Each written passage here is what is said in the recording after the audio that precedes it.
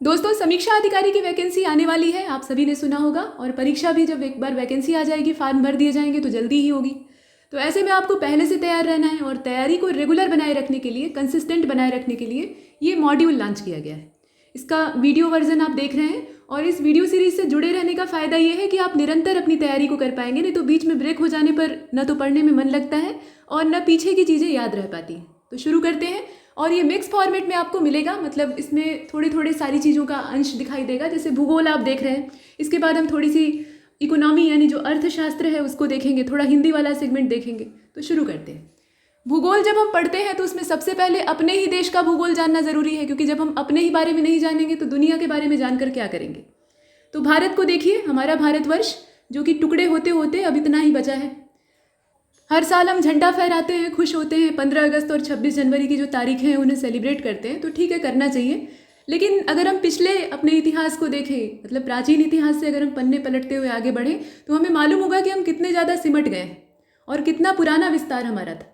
खैर, अब जो स्थिति है उसमें अगर हम पड़ोसियों को देखें तो इसमें पाकिस्तान और चीन, ये दोनों हमारे कान के अगल बगल हैं।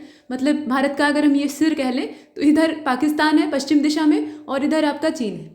ये छोटा सा हमारा पड़ोसी राज्य है नेपाल, और इसको जरा सा बड़ा कर लेते हैं ताकि आप आराम से देख पाएँ। देखिए, ये एकदम नया नवेला नक्शा है।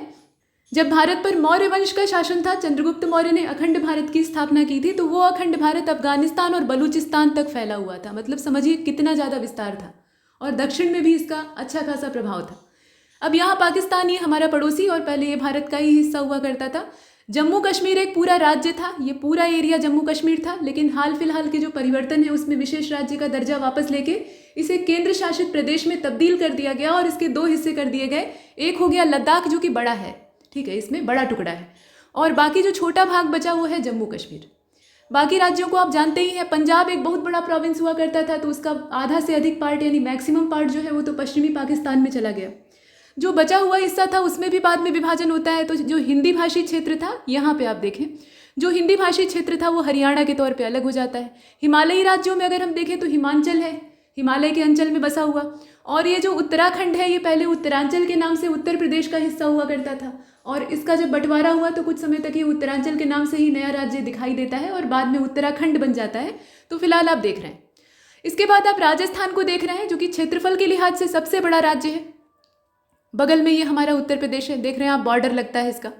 ये है मध्य प्रदेश, भारत का दिल इसको कहा जाता है, टाइगर स्टेट भी कहा जाता है, सोया स्टेट भी कहा जाता है, मतलब सोयाबीन के प्रोडक्शन के मामले में। गुजरात को आप देख रहे हैं, ये पोर्ट सिटी पहले से ही हुआ करता था, आप जानते ही हैं, भृगु कक्ष वाला जो भड़ौच का बंदरगाह वाला एरिया। यहाँ आप नीचे देखें तो छोटे छोटे एरिया आपको दिखाई दे रहे हैं, और यहाँ पर भी हल्के परिवर्तन हुए हैं, ये आपको जानना आवश्यक है। केंद्र शासित प्रदेश के तौर पे दादरा नगर हवेली और दमन दीव को एक में मर्ज कर दिया गया, और इस प्रकार से दोनों एक केंद्र शासित प्रदेश बन गए। पहले क्या थे, अलग अलग थे, तो ये छोटे छोटे हैं। महाराष्ट्र को आप देखिए, मराठाओं का क्षेत्र, ये मध्य प्रदेश से अपनी लंबी सीमा साझा करता है, बाकी छत्तीसगढ़ और तेलंगाना से लगा हुआ है, नीचे कर्नाटक से है, गुजरात के साथ भी इसका बॉर्डर लगा हुआ है। नीचे आप देखें, अभी हम पूर्वोत्तर वाला बाद में देखेंगे। देखिए तेलंगाना जो है वो आंध्र से अलग हुआ है, तेलुगु भाषी क्षेत्र तेलंगाना, और भाषाई आधार पर विभाजित होने वाला या सबसे पहले अलग होने वाला या गठित होने वाला जो प्रदेश था वो भी आंध्र था, और भाषा के आधार पर ही इसका बाद में भी बंटवारा होता है। कर्नाटक को आप देख रहे हैं, और उसी के बगल में पुर्तगालियों का शक्ति केंद्र बन चुका था जो गोवा, उसको आप देखिए।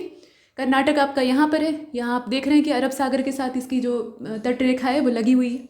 आंध्र यहाँ पे है, छोटा हो गया है, तेलंगाना इससे बाहर हो गया, तब भी एक अच्छा खासा एरिया है, और इसकी भी जो तटरेखा है वो यहाँ है। यहाँ आप यनम को देख रहे हैं, पुडुचेरी वाला एरिया। अच्छा, नीचे वाले मैप में जरा चलें तो इसमें आप देखें केरल को, ये भी एकदम से अपनी लंबी सी सीमा, मतलब तटरेखा, इस समुद्र के साथ शेयर कर रहा है, जो हिंद महासागर का पश्चिमी हिस्सा है। और तमिलनाडु को आप देखें, कर्नाटक के साथ इसकी सीमाएं लगती हैं, आंध्र के साथ लगती हैं, और इधर आप देख रहे हैं कि ये पुडुचेरी, केरिकाल और पुडुचेरी वाला हिस्सा है।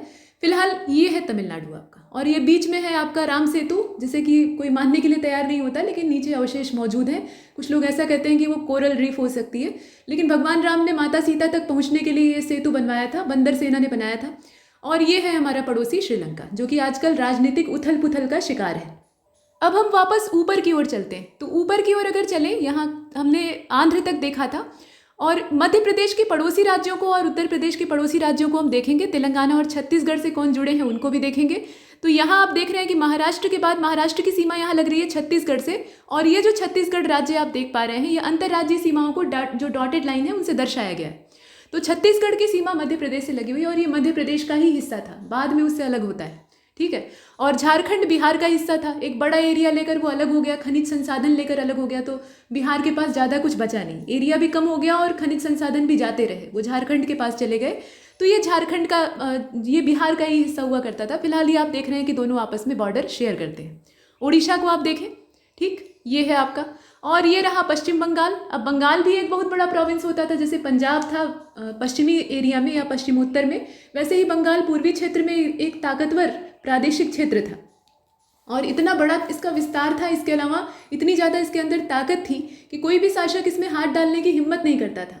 बाद में ये क्रांतिकारी गतिविधियों का केंद्र बन जाता है, तो अंग्रेज़ों को ऐसा महसूस हो जाता है कि भाई अगर इसे तोड़ा नहीं तो ये हमें तोड़ देगा। तो अंत में 1905 में करजन के द्वारा इसका बंटवारा करवा दिया जाता है। तो अक्टूबर में बंटवारा हो जाता है, फिर इसमें पूर्वी बंगाल और पश्चिमी बंगाल के तौर पे डिवाइड होता है।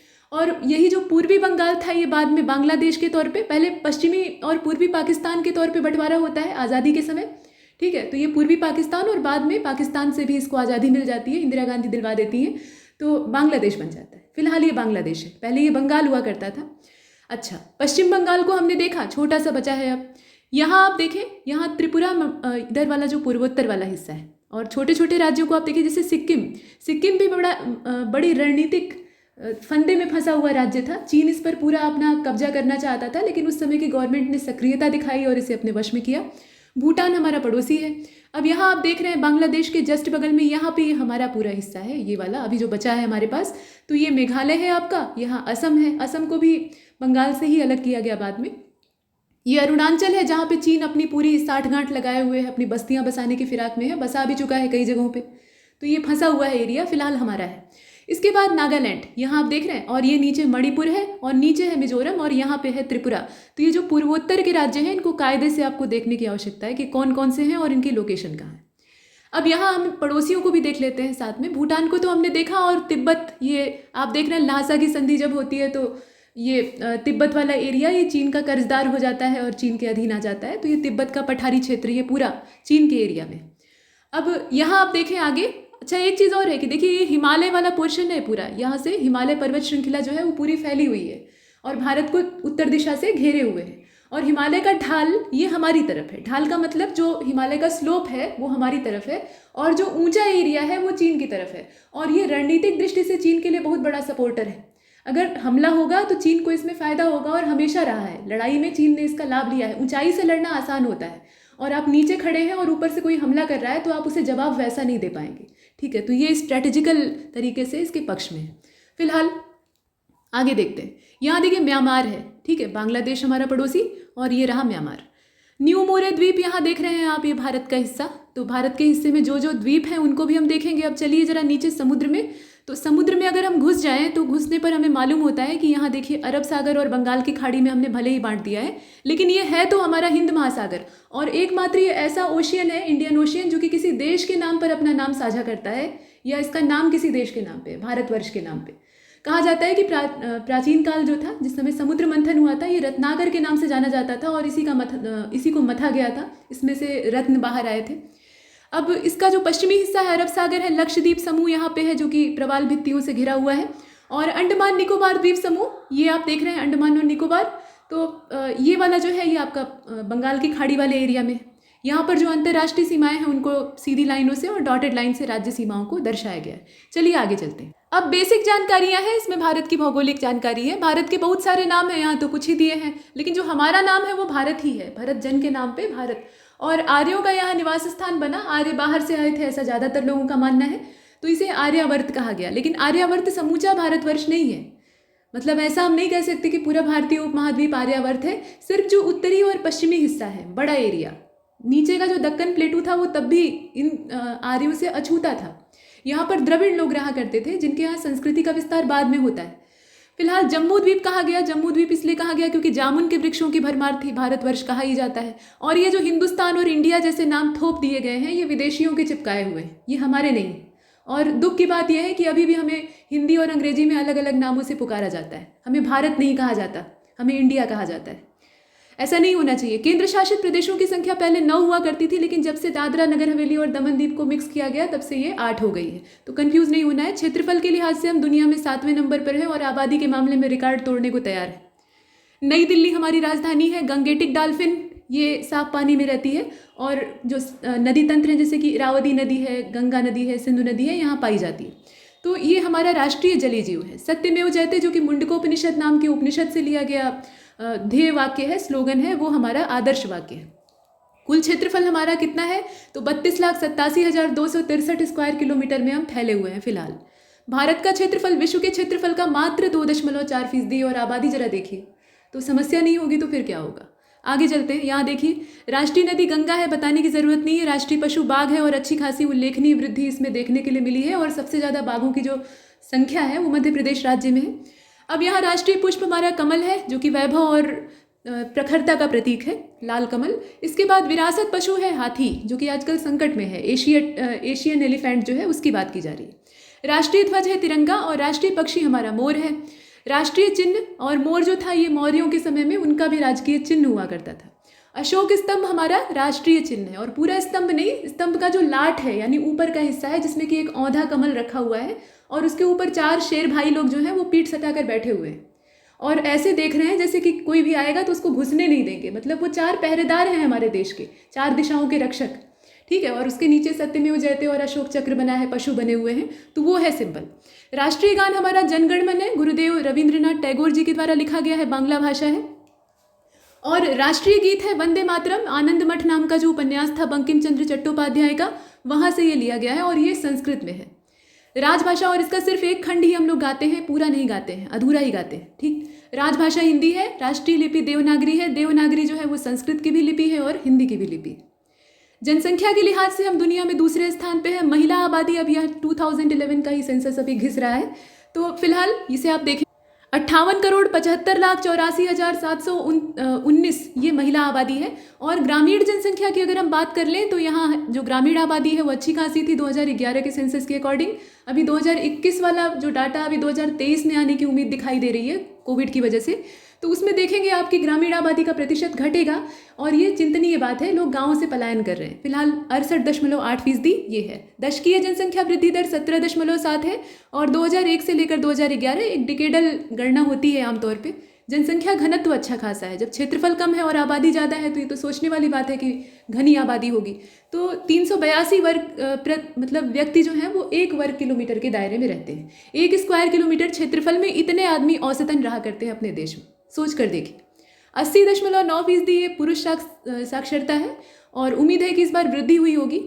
अब यहाँ भारत की भौगोलिक स्थिति को अगर हम देखें तो उत्तर पूर्वी गोलार्ध में ये स्थित है। उत्तरी गोलार्ध में हम हैं, नॉर्दर्न हेमिस्फीयर में, और देशांतर के हिसाब से हम देखें तो हम पूर्वी देशांतर में मौजूद हैं। एशिया महाद्वीप में स्थिति है हमारी। ज्यामितीय आकृति के हिसाब से अगर देखा जाए तो हमारी आकृति जो है वो चतुष्कोणीय है, कुछ इस प्रकार से मोटे तौर पर। और अक्षांशीय विस्तार भी जान लीजिए, ये 8 अंश 4 मिनट उत्तरी अक्षांश से लेकर 37 अंश 6 मिनट तक फैला हुआ है। राष्ट्रीय वृक्ष हमारा बरगद है और ये यहाँ का देसी वृक्ष है। बरगद, पीपल, महुआ, नीम यहाँ का नहीं है। नीम मूल रूप से भारतवर्ष की पैदाइश नहीं है, लेकिन बाकी 3 आपने जो सुने तो ये जो है ये यहीं के वृक्ष हैं। और बरगद की एक विशेषता होती है, इसको अमर वृक्ष कहा जाता है क्योंकि यह कभी मर नहीं सकता, इसको अगर आप डिस्टर्ब नहीं करते, ठीक है। मतलब एक पेड़ जो है वो अपनी बहुत सारी संतति पैदा करेगा अपनी जटाओं से और पूरा गुच्छा तैयार कर लेगा, तो एक सूखेगा तो दूसरा तैयार रहेगा और इसकी एज भी बहुत ज़्यादा होती है, ठीक। तो ये बरगद। और इसके बाद देशांतरीय विस्तार, और जितने भी फाइकस प्लांट्स होते हैं वो बड़े जीवट होते हैं। मतलब आप सीमेंट की दीवार बनवा दीजिए उसमें भी उगाएंगे। देशांतरीय विस्तार की बात करें वो तो अक्षांशीय विस्तार आपने देखा था, 68 अंश 7 मिनट पूर्वी देशांतर से लेकर इसका जो विस्तार है वो है 97 अंश, यहाँ आप देख रहे हैं 97 अंश 25 मिनट। ये जो सिंगल डैश आप देख रहे हैं ना, ये मिनट को दर्शाता है और यहीं पर अगर डबल डैश रहे तो ये सेकंड को दर्शाएगा, जो कि नहीं दिया है। इसके बाद भारत का मानक समय, तो ये गुजरता कहाँ से है, मतलब हमारी मानक समय रेखा कहाँ से गुजरती है, तो ये 5 घंटा 30 मिनट आगे है ग्रीनविच के माध्य समय से और गुजरती है इलाहाबाद के पास, जो नैनी, मतलब इलाहाबाद जिले में ही है वो, नैनी नाम की जो जगह है वहाँ से गुजरती है। और देशांतर के हिसाब से देखा जाए तो 82 अंश 30 मिनट पूर्वी देशांतर में उसकी स्थिति है। भौगोलिक विस्तार अगर हम उत्तर से दक्षिण देखें, जिसे कि हम लंबाई कहते हैं, ज़्यादा जो होता है उसको हम लंबाई मान लेते हैं, जो कम होता है उसको चौड़ाई, तो लंबाई जो है वो थोड़ी सी ज़्यादा है। 3214 किलोमीटर हमारा देश लंबा है और पूर्व से पश्चिम हम जब चौड़ाई नापते हैं अरुणाचल से गुजरात तक, तो वो जो चौड़ाई है वो 2933 किलोमीटर है। स्थलीय सीमा हमारी कितनी है, तो 15,200 किलोमीटर, और जलीय सीमा 7,516.6 टू बी एग्जैक्ट। जलवायु हमारी मानसूनी प्रकार की है, गर्म जलवायु है, और ज़्यादातर जो हमारे देश के हिस्से हैं वहाँ एक्सट्रीम कंडीशन पाई जाती है, मतलब गर्मी पड़ेगी तो खूब ही पड़ेगी, बरसात होगी तो भरपूर होगी। हालांकि भारत विविधताओं से भरा हुआ देश है, जितने भिन्न भिन्न उच्चावच हैं, जितने रंग बिरंगे लोग हैं, वैसे ही रंग बिरंगी जलवायु है। मतलब भारत अपने आप में एक समूचा विश्व है। ये पंडित जवाहरलाल नेहरू का कथन था, जो कि उन्होंने डिस्कवरी ऑफ इंडिया में लिखा है, और ये गलत नहीं है। आप पंडित जवाहरलाल नेहरू को एक राजनेता की हैसियत से या कांग्रेस पार्टी से जोड़कर मत देखिए, उन्हें एक व्यक्ति के तौर पे देखिए। तो उनकी जो बुक है उसमें बहुत अच्छी बातें लिखी गई हैं, और एक व्यक्ति को उसे पढ़ना चाहिए, ठीक है, अच्छी चीज़ों का अध्ययन करना चाहिए, चाहे जहाँ से मिले, ठीक है। तो भारत अपने आप में एक लघु विश्व है, ये सही कहा गया है। दुनिया में आप घूमकर जितनी चीज़ों को देखेंगे वो हमारे देश में अकेले मौजूद है। इसीलिए भारत दर्शन कराया जाता है, जो सिविल सर्विसेज के उम्मीदवार होते हैं। उम्मीदवार का मतलब वो ट्रेनी ऑफिसर्स होते हैं असल में। तो यहाँ आपने देखा कुल आबादी, वैसे तो आप जानते ही हैं 1,21,08,54,977 ये संख्या में है, और परसेंटेज ज़्यादा इंपॉर्टेंट है, 17.5। ये 2011 का सेंसस है। बड़े बंदरगाहों की तादाद 13 है, जो कि जानना आवश्यक है। अनुसूचित जाति की जनसंख्या भी ठीक ठाक है, 16.6% है। प्रतिशत वाला आंकड़ा इसमें देखिएगा। पर्वतीय क्षेत्र का विस्तार कितना है, तो पर्वत का विस्तार बहुत ज़्यादा तो नहीं है, लेकिन फिर भी है 10.7%। और पठार कितने हैं, तो थोड़े ज़्यादा हैं, ये 27.7% भाग में फैले हुए हैं। कर्क रेखा लगभग भारतवर्ष के मध्य से गुजरती है, और इसमें इसकी जद में 8 राज्य आते हैं। मित्र पर गमछा झाड़, इसका आप ट्रिक पढ़ते हैं, या कुछ और भी ट्रिक हो सकती है आप जिससे याद करना चाहें। तो ये 8 राज्य कौन कौन से हैं, झारखंड है, पश्चिम बंगाल है, त्रिपुरा है, मिजोरम है, गुजरात, राजस्थान, मध्य प्रदेश और छत्तीसगढ़।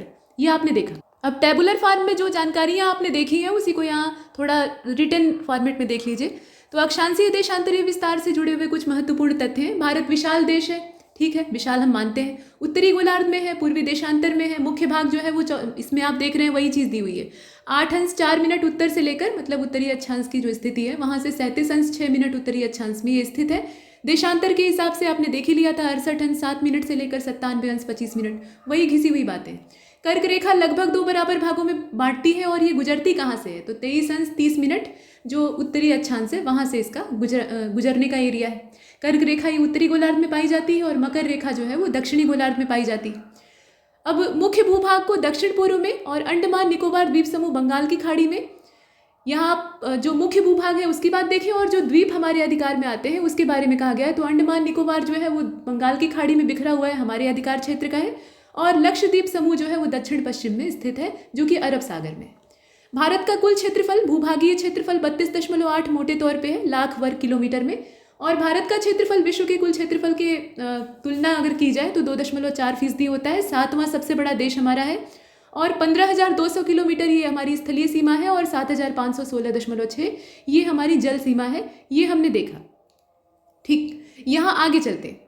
यहाँ देखिए भारत की उत्तर पश्चिम, उत्तर तथा उत्तर पूर्वी सीमा पर जो वलित पर्वत है वो पाया जाता है। वलित पर्वत का मतलब क्या, कि जो पृथ्वी की सतह थी वहाँ पर अंदर से जो बल लगते हैं, अंतरजातीय बल कहे जाते हैं, बहिर्जातीय बल कहे जाते हैं, तो उन्हें आप ज्योग्राफी में पढ़ते हैं। उनकी वजह से फोल्ड पड़ जाते हैं, जमीन की सतह सिकुड़ जाती है, और जो फोल्ड पड़ते हैं वो कोई ऐसे वैसे कपड़े की सिलवटें नहीं होती हैं, वो ज़मीन पर पड़ने वाली सिलवटें होती हैं। तो वहाँ मोटी मोटी जो सिलवटें हैं वो ऊंचाई ले लेती हैं, और इस प्रकार से बना है हिमालय। आप जानते ही हैं कि यूरेशियन प्लेट के साथ हमारा टकराव हुआ था, और बीच में जो टेथिस सागर है वो पिचक गया, मतलब उठ गया, पिचका नहीं उठ गया उसको कहना ज़्यादा सही रहेगा, और उसमें जो पानी था वो इधर उधर बिखर गया, और वहाँ पर खड़ा हो गया हिमालय। तो ये वलित पर्वत है, और अभी बन रहा है, बनने के दौर में है, इसीलिए आए दिन भूकंप आते रहते हैं, ठीक। अब इसमें आप देखें कि दक्षिण का भूभाग उत्तर में, दक्षिण का भूभाग जो है, मतलब इसके दक्षिण का जो भूभाग है वो उत्तर में चौड़ा है, और 22 अंश उत्तरी अक्षांश से हिंद महासागर की ओर क्या है, सकरा होता गया है। इसके पश्चिम में अरब सागर और पूर्व में बंगाल की खाड़ी है। अच्छा, अब यहाँ देखिए कि अक्षांश और देशांतर का विस्तार लगभग 30 अंश के आसपास आता है, लेकिन फिर भी पूर्व और पश्चिम का विस्तार उत्तर दक्षिण के विस्तार की अपेक्षा हमें देखने में कम लगता है। देखने में एक समग्र निगाह से देखें तो कम लगता है। गुजरात से अरुणाचल प्रदेश के स्थानीय समय में 2 घंटे का अंतर है, इसीलिए टाइम जोन की बात चलती है, लेकिन टाइम जोन अभी तक अलग नहीं हो पाया। 2 घंटे का फर्क आ जाएगा, और 82 अंश 30 मिनट पूर्वी देशांतर को भारत की मानक यामोत्तर माना जाता है। ध्यान दीजिएगा इसे, ये संख्या जो कि उत्तर प्रदेश के मिर्जापुर से गुजरती है। नैनी मिर्जापुर में थोड़ा सा यहाँ डिफरेंस आ जाता है किताबों में, लेकिन नैनी आप समझिए। अक्षांश का प्रभाव दक्षिण से उत्तर की ओर दिन और रात की अवधि पर पड़ता है। ठीक है, अक्षांश का प्रभाव किस चीज़ पर पड़ता है? दिन और रात की अवधि पर पड़ता है। अगर आप हमारे पेड कोर्सेज ज्वाइन करना चाहते हैं तो यहाँ नंबर दिया है, आप संपर्क कर सकते हैं। फिलहाल आप धरती को देखिए, तो ये है हमारी पृथ्वी और इसमें आप भारत को देखेंगे और तुलनात्मक तौर पे विश्व को देखेंगे। तो आप जानते ही हैं कि पूरी पृथ्वी पर पहले एक ही ज़मीन का टुकड़ा था और एक ही पानी का हिस्सा था। तो उसमें पेंजिया और पैंथालासा का कॉन्सेप्ट आप जानते हैं। बाद में पेंजिया जो है उसमें डिवीज़न स्टार्ट होता है, तो पहले दो टुकड़े होते हैं, गोंडवाना लैंड और लॉरेंशिया यानी अंगारा लैंड, और उसमें से जो गोंडवाना लैंड है उसी का छोटा सा हिस्सा भारत है। ठीक, तो अब यहाँ आप देखें अफ्रीका महाद्वीप है, ये महासागर भी साथ में दे रखे हैं। तो ये आपका हिंद महासागर है, पैंथालासा के कई हिस्से बांट दिए गए। प्रशांत जो कि सबसे गहरा और सबसे बड़ा है, ये बीच में यस की आकृति का अटलांटिक महासागर है, प्रशांत इधर से भी घेरे हुए है। इधर आपका एंटार्कटिका है, मतलब एंटार्कटिक जो महाद्वीप क्षेत्र है वो पाया जाता है, और ये दक्षिणी ध्रुव है हमारा, और आर्कटिक क्षेत्र ऊपर है, यहाँ उत्तरी ध्रुव। उत्तरी अमेरिका ये रहा, बीच में आप ज्वाइंट देख ही रहे हैं, और दक्षिण अमेरिका है अटलांटिक ओशियन के इधर आप आ जाइए तो अफ्रीका है। अफ्रीका से 3 रेखाएं गुजरती हैं, कौन कौन सी गुजरती हैं बताइएगा। यहाँ यूरोप है आपका, ठीक, यहाँ ग्रीनलैंड को आप देख पा रहे हैं। ये एशिया महाद्वीप है सबसे बड़ा, भारत इसी का हिस्सा है, ये नीचे लटका हुआ है, पीले रंग में दिखाई दे रहा है। और ये रहा ऑस्ट्रेलिया, अकेला है बेचारा दक्षिणी गोलार्ध में, और इधर न्यूजीलैंड और कुछ और नए बनने वाले जो द्वीप हैं वो दिखाई देते हैं। चलिए अब चलते हैं। क्षेत्रफल के मामले में हमने देखा था कि हमारा देश 7वें स्थान पे है, तो ये जानना आवश्यक है कि पीछे जो 6 हैं वो कौन कौन से। तो सबसे बड़ा रूस है, और जब ये संयुक्त था मतलब सोवियत संघ के तौर पे था तो और बड़ा था। उसके बाद है कनाडा, ठीक है, आकार में अगर आप देखें तो कनाडा है, और यहाँ आप देख रहे हैं। उसके बाद चीन है, फिर अमेरिका है, ब्राज़ील है, ऑस्ट्रेलिया है, और उसके बाद आते हैं हम। लेकिन जनसंख्या के लिहाज से हम 2nd पोजीशन पे हैं और बहुत जल्दी पहले स्थान पर पहुँचने वाले हैं, और नंबर 1 फिलहाल चीन है। भूपृष्ठ पर विषुवत रेखा से उत्तर और दक्षिण दिशा में किसी भी बिंदु पर पृथ्वी के केंद्र से जो हम दूरी नापते हैं उसको हम कहते हैं, और ये कोणीय दूरी होती है, एंगुलर डिस्टेंस होती है, इसको हम कहते हैं अक्षांश। ठीक, केंद्र से नापी जाती है, ये ध्यान दीजिएगा, पृथ्वी का जो केंद्र है वहां से नापी जाती है। अब केंद्र में कोई गया नहीं है, ये सब इमेजिनेशन है। अक्षांश रेखाएं काल्पनिक रेखाएं होती है, कोई पेंसिल लेकर पृथ्वी पर खींचा नहीं है, और ये पृथ्वी के चारों ओर पूर्व से पश्चिम दिशा में विषुवत रेखा जो हमारा इक्वेटर है 0 डिग्री वहां से समानांतर होती है। समानांतर रेखाओं का मतलब आप जानते हैं ना, वो आपस में कभी मिलती नहीं है, अनंत तक ऐसे ही पैरेलल चली जाती है और बीच की दूरी कभी भी कम नहीं होती है। तो ये जो अक्षांश रेखाएं हैं ये आपस में समानांतर है, लेकिन जो देशांतर रेखाएं हैं उसमें ये चीज़ नहीं है, वो दोनों ध्रुवों पर जाकर मिल गई। अक्षांश को अंशों, मिनटों और सेकंडों में दर्शाया जाता है, अंश में, मिनट में और सेकंड में। अच्छा, पृथ्वी को 2 बराबर भागों में बांटने वाला जो 0 डिग्री अक्षांश है उसी को हम कहते हैं भूमध्य रेखा। भू मतलब पृथ्वी, मध्य मतलब बीच में, और रेखा मतलब लाइन। अब आगे चलते हैं, देखिए विषुवत वृत्त जो है वही चीज़ है, भूमध्य रेखा को आप गोलाकार खींच दीजिए पृथ्वी के चारों ओर तो एक गोला बन जाएगा, वृत्त बन जाएगा। और इसमें उत्तर में जो स्थित अक्षांश रेखाएं हैं उनको उत्तरी अक्षांश रेखा, ये सीधी बात है, इसमें कुछ बच्चों वाला खेल है, बताने की आवश्यकता नहीं है। मतलब उत्तर में है तो उत्तरी अक्षांश रेखा, दक्षिण में है तो दक्षिणी अक्षांश रेखा, लेकिन ये वाली काम की बात है।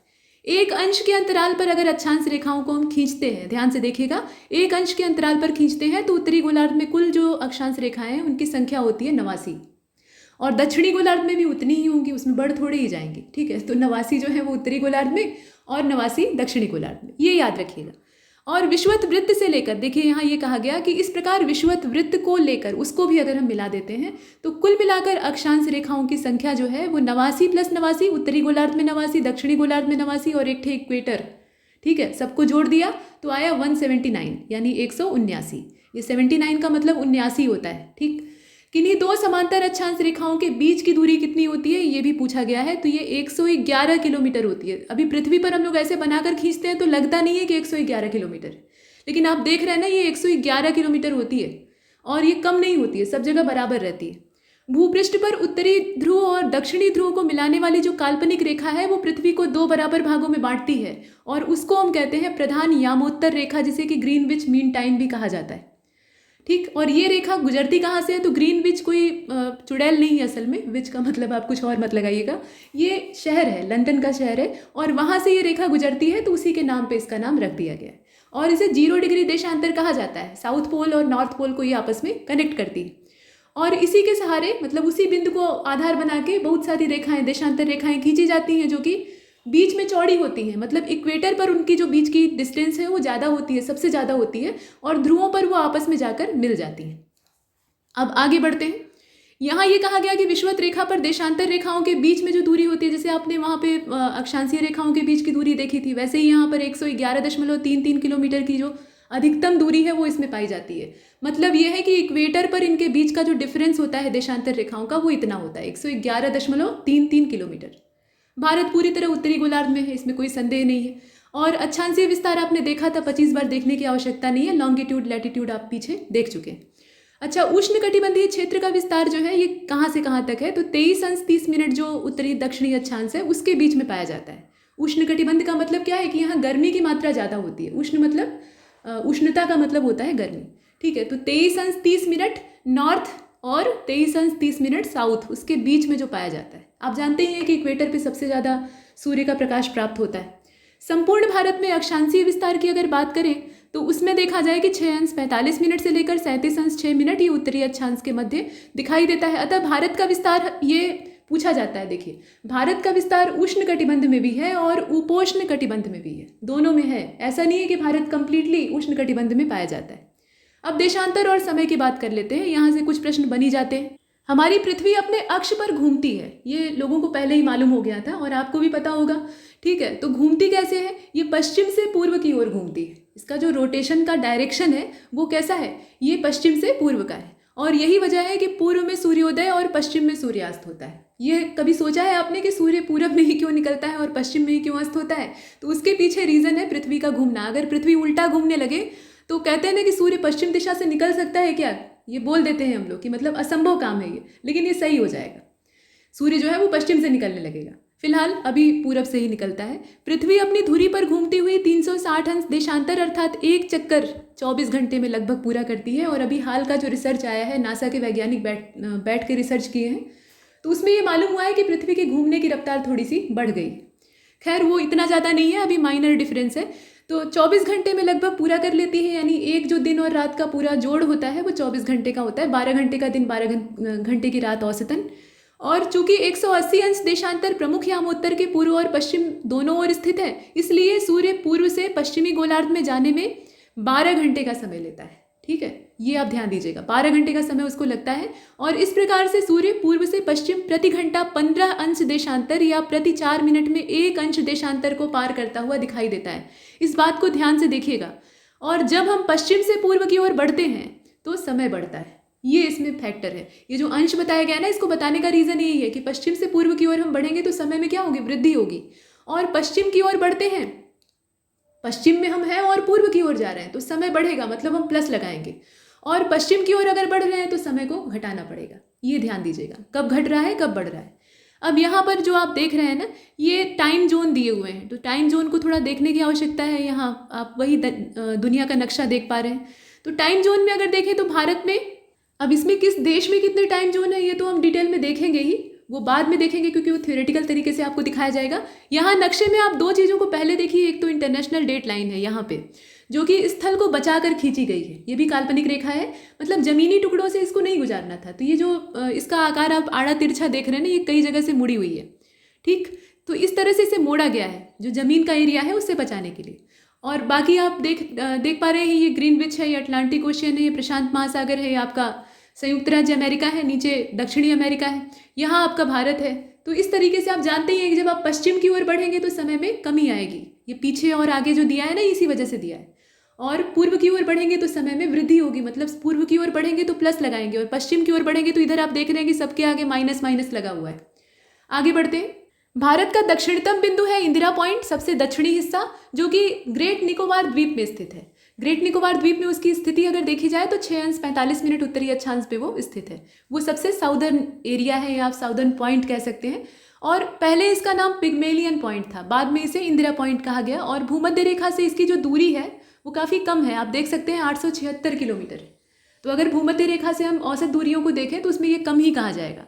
2004 में हिंद महासागर क्षेत्र में जो समुद्र की तलहटी में भूकंप आया था, उससे लहरें ऊंची हो गई थी, जिनको कि सुनामी कहा जाता है। जब समुद्र की सतह टूटती है, कहीं से क्रेक आता है, तो वहाँ भूकंप की स्थिति पैदा होती है। और आप जानते ही हैं कि जो हिंद महासागर की अंदर की टेक्टोनिक प्लेट है उसमें लगातार हलचल चल रही है, तो इसी वजह से आई थी सुनामी। लहरें बहुत ऊंची ऊंची उठी थी और इसका परिणाम ये हुआ कि इंदिरा पॉइंट का एक बड़ा हिस्सा समुद्र में डूब गया। सुनामी कुछ हिस्सों को उभार देती है, कुछ नए स्थलाकृतियाँ या जो स्थापत्य हैं वो बाहर आ जाते हैं और कुछ को डुबो ले जाती है। तो ये बनना बिगाड़ना जो है प्रकृति का अपना तरीका है, प्रकृति अपने हिसाब से काम करती है। फिलहाल इंदिरा पॉइंट का एक बड़ा हिस्सा समुद्र में डूब गया और इंदिरा पॉइंट और इंडोनेशिया के बीच में जो चैनल पाया जाता है उसको ग्रेट चैनल कहा जाता है। ध्यान दीजिएगा, इसे ग्रेट चैनल कहा जाता है। अच्छा, भारत की मुख्य भूमि का जो सबसे दक्षिणी बिंदु है, मुख्य भूमि की बात हो रही है, मतलब जो मेन हम नक्शा देखते हैं ऐसा वाला, तो उसका जो सबसे दक्षिणी बिंदु है वो कन्याकुमारी तमिलनाडु में है राज्य के हिसाब से, और 8 अंश 4 मिनट उत्तरी अक्षांश ये इसकी लोकेशन है।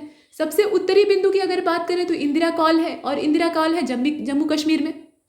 सबसे पश्चिमी बिंदु जो है वो गौरा मोता है, जिसे कि गुहार मोती भी कहा जाता है, ये गुजरात में। और सबसे पूर्वी किबुथु है, और ये किबुथु अरुणाचल में है। सबसे पूर्वी राज्य हमारा कौन सा है? अरुणाचल है, तो वहीं पर ये स्थित है।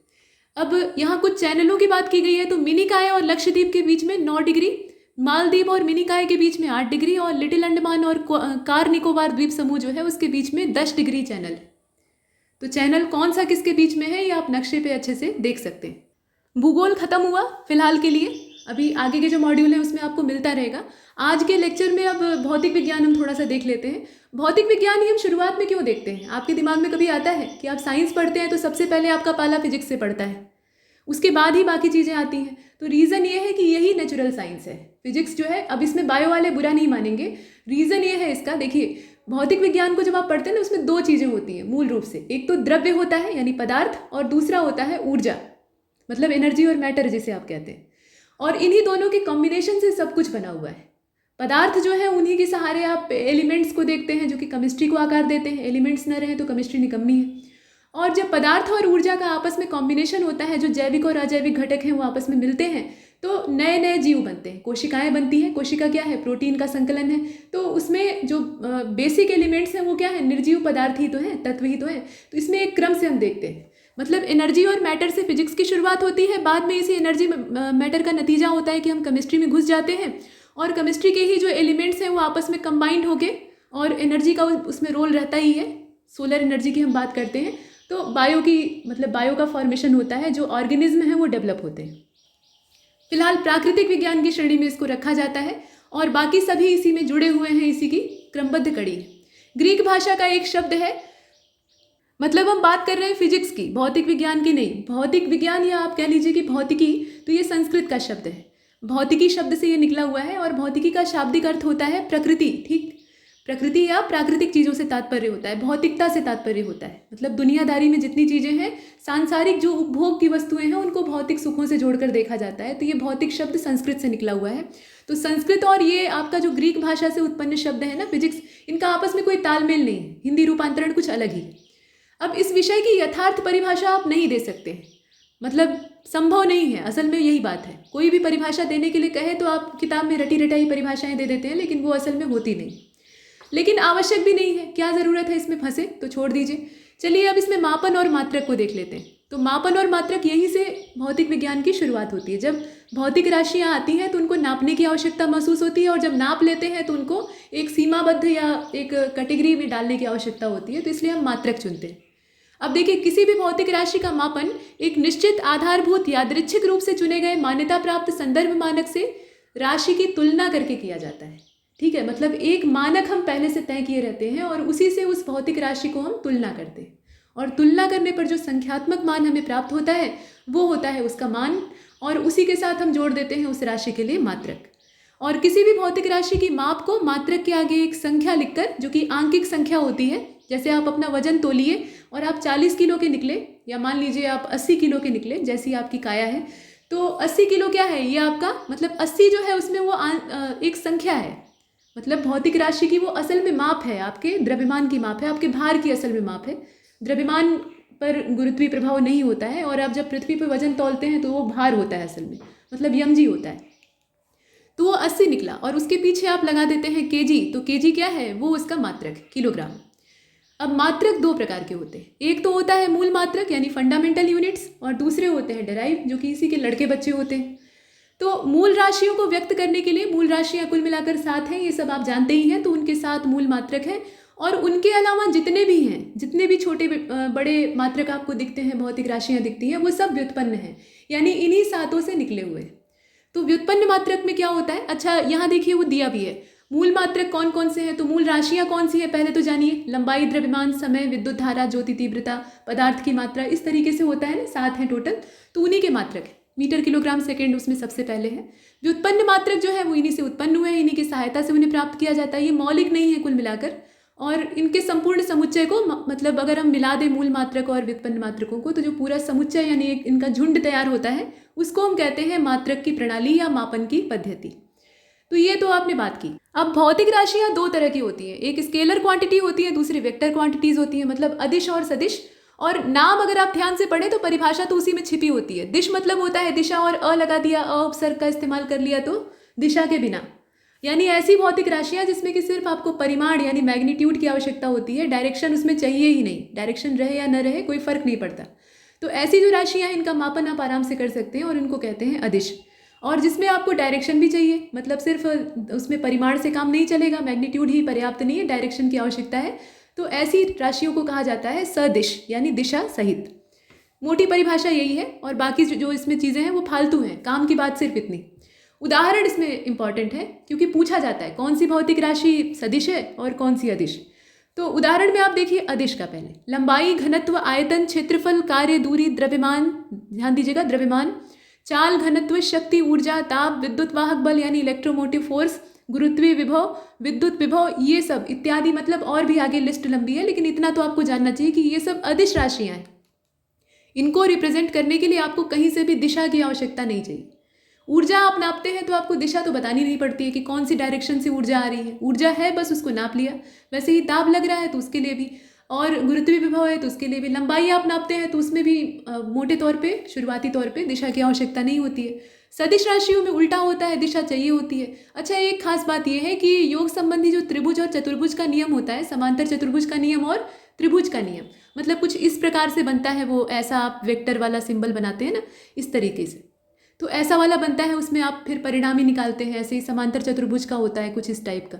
तो इसे आपने देखा होगा, स्टैटिक्स डायनामिक्स अगर आपने पढ़ा होगा, या फिजिक्स का बेसिक जो प्रिंसिपल होता है तो वहाँ दिखाई देता है। तो उसको ये फॉलो करती हैं, जो सदिश राशियाँ होती हैं इन दोनों नियमों के आधार से चलती हैं। उदाहरण देखते हैं। देखिए, विस्थापन, त्वरण, बल, संवेग, वेग, रेखीय संवेग, कोणीय संवेग, बल आघूर्ण, ये तमाम जो है और भी है, तो ये आपकी सदिश राशि हैं। अब मापन की विभिन्न प्रणालियों को देख लेते हैं। अब मोटे तौर पे आप देखें कि एक आप दूरी नापते हैं, आप अपने घर पे हैं और आपकी परीक्षा का जो केंद्र है वो मान लीजिए 10 किलोमीटर दूर है। तो आप गए यहाँ से खा पी कर अपना आराम से, और 10 किलोमीटर की दूरी आपने तय की, बीच में कहीं रुके नहीं, पहुँच गए सीधा परीक्षा केंद्र पे, वहाँ पर आपने परीक्षा दी, 10 किलोमीटर आपने तय किया, फिर लौट आया। तो 10 किलोमीटर आपने आते सफ़र किया और जाते हुए भी 10 किलोमीटर, तो कुल मिलाकर आपने कितनी दूरी तय की? तो 20 हो जाएगा। मतलब आप 10 गए, 10 आए, 20 हुआ। लेकिन अगर विस्थापन निकालें तो विस्थापन में ये होगा कि फिर आप जा रहे हैं यहाँ से, इस दिशा में जा रहे हैं 10 किलोमीटर, फिर उसी दिशा में बिना कोई डायरेक्शन चेंज किए आप आ जा रहे हैं 10 किलोमीटर, तो इधर वाला +10 और इधर वाला -10 यानी बराबर आया 0। तो आपने कुछ नहीं तय किया, मतलब आपका विस्थापन जो है वो 0 है। तो ये है दिशा का महत्व। विस्थापन एक सदिश राशि है और दूरी एक अदिश राशि है, ये फर्क होता है। अब यहाँ पर मापन की विभिन्न प्रणालियों को देखिए। अब इसमें हम देखेंगे मापन की प्रणालियों में सबसे पहले तो MKS को, भौतिक राशियों को नापने के कई तरीके होते हैं, लोगों ने अपने अपने तरीके ईजाद किए। तो हम अभी फिलहाल जो इस्तेमाल कर रहे हैं वो SI पद्धति है, जो कि MKS का ही एक परिवर्धित संस्करण कहा जा सकता है। अब MKS को पढ़ना आसान है, इसमें नाम में ही परिभाषा छिपी है, मीटर, किलोग्राम, सेकंड, यानी मीटर, किलोग्राम, सेकंड वाले जो मात्रक हैं उनके आधार पर चलने वाली पद्धति, जिसमें कि लंबाई को मीटर में नापा जाए, द्रव्यमान को किलोग्राम में और समय को सेकंड में, तो उसको हम कहेंगे MKS। औद्योगिक और इंजीनियरिंग के क्षेत्र में इसका इस्तेमाल किया जाता है। सेंटीमीटर, ग्राम, सेकंड भी हम इस्तेमाल करते हैं। ग्राम में हम चीज़ों को नापते हैं, मतलब उसका द्रव्यमान, माफ कीजिए, भार नापते हैं, और सेकंड में हम समय को नापते हैं, और सेंटीमीटर में क्या करते हैं, लंबाई को नापते हैं। ये छोटा मात्रक होता है और इसे हम कहते हैं फ्रांसीसी प्रणाली या मीट्रिक प्रणाली। ध्यान दीजिएगा, इसी का दूसरा नाम है ये। अब फुट, पाउंड, सेकेंड उतना प्रचलन में नहीं है, लेकिन जानना आवश्यक है, तो इसमें इसे FPS कहा जाता है। अब इसमें क्या होता है, फुट जो है वो लंबाई का मात्रक बन जाता है, द्रव्यमान के लिए या भार के लिए हम पाउंड का इस्तेमाल करते हैं, और समय के लिए हम सेकंड का इस्तेमाल करते हैं। इसको ब्रिटिश प्रणाली कहा जाता है, और पहले के समय में इंग्लैंड में इसका ज़्यादा इस्तेमाल होता था। मूल मात्रकों की जो SI प्रणाली है वो असल में MKS का ही परिवर्धित संस्करण है, और इसका पूरा नाम आपको जानना ही होगा, सिस्टम इंटरनेशनल दी यूनिट्स। फ्रेंच भाषा में मात्रकों की अंतर्राष्ट्रीय प्रणाली इसको कहा गया है। और संकेताक्षर इसका SI है, यस आई दोनों कैपिटल है। 1971 में माप तोल का एक महासम्मेलन हुआ था। सिर्फ कवि सम्मेलन नहीं होते हैं बल्कि महासम्मेलन नापने और तोलने का भी होता है।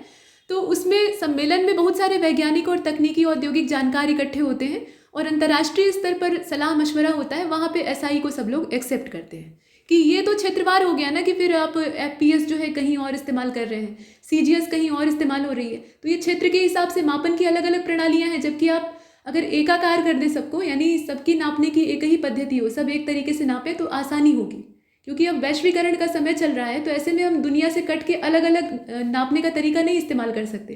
तो सभी के लिए जो मान्य पद्धति है उसको SI के तौर पे डेवलप किया गया, जो कि मूल रूप से MKS ही है। अब इसके बाद आप आगे चलें। 7 मूल मात्रक और 2 पूरक मात्रकों के आधार पर ये चलती है। 7 मूल राशियाँ होती हैं पहले तो, और जिनका कि जिक्र आपको पीछे किया। लंबाई, द्रव्यमान, समय, विद्युत धारा, थर्मोडायनेमिक टेम्परेचर यानी ऊष्मागतिक ताप, और साथ में पदार्थ की मात्रा और ज्योति तीव्रता।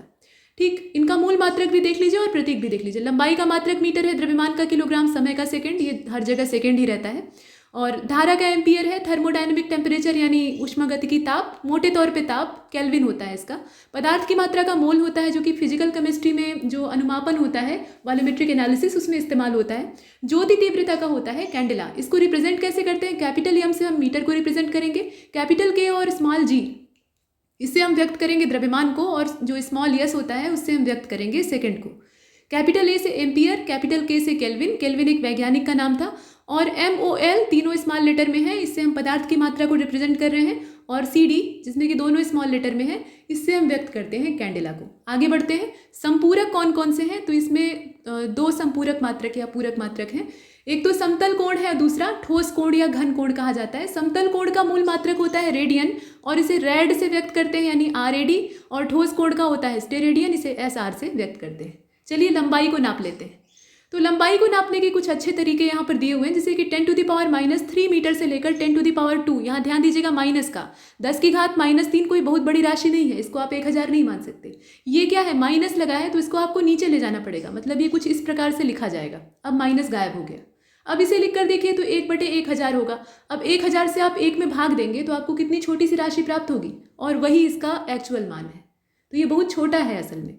तो 10⁻³ मीटर से लेकर 10⁻² मीटर। अब 10⁻² मीटर का मतलब 10 का आपस में 2 बार गुणा कर दीजिए, यानी 100 मीटर तक। यहाँ तक कि लंबाई को नापने के लिए मीटर स्केल का इस्तेमाल किया जाता है। यही मीटर स्केल की औकात है जिसे कि हम यूज़ करते हैं। इसके बीच की ही वो लंबाई नाप सकती है, इससे ज़्यादा नहीं नाप सकती या इससे कम नहीं नाप सकती। अब कम नापना हो तो कम नापना है तो उसके लिए वर्नियर कैलिपर्स या फिर स्क्रू गेज आपको चाहिए होगा।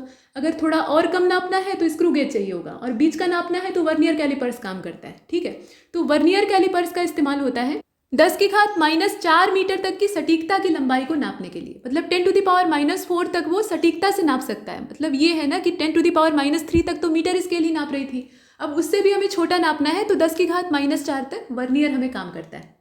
और उससे छोटा हो जाए तो 10⁻5 मीटर तक अगर चला जाए, मतलब कुछ इस प्रकार से हम लिखेंगे उसे, 1 के आगे 5 जीरो लगाइए, वो भी नीचे, और इससे डिवाइड करिए 1 को, तो कितनी छोटी सी संख्या प्राप्त होगी। तो वहाँ तक लंबाई को नापने का काम कौन करता है? स्क्रू गेज करता है, या फिर हम स्पेरोमीटर का भी इस्तेमाल करते हैं। उम्मीद है कि आपने वर्नियर कैलिपर्स और स्क्रू गेज की शक्ल देखी होगी।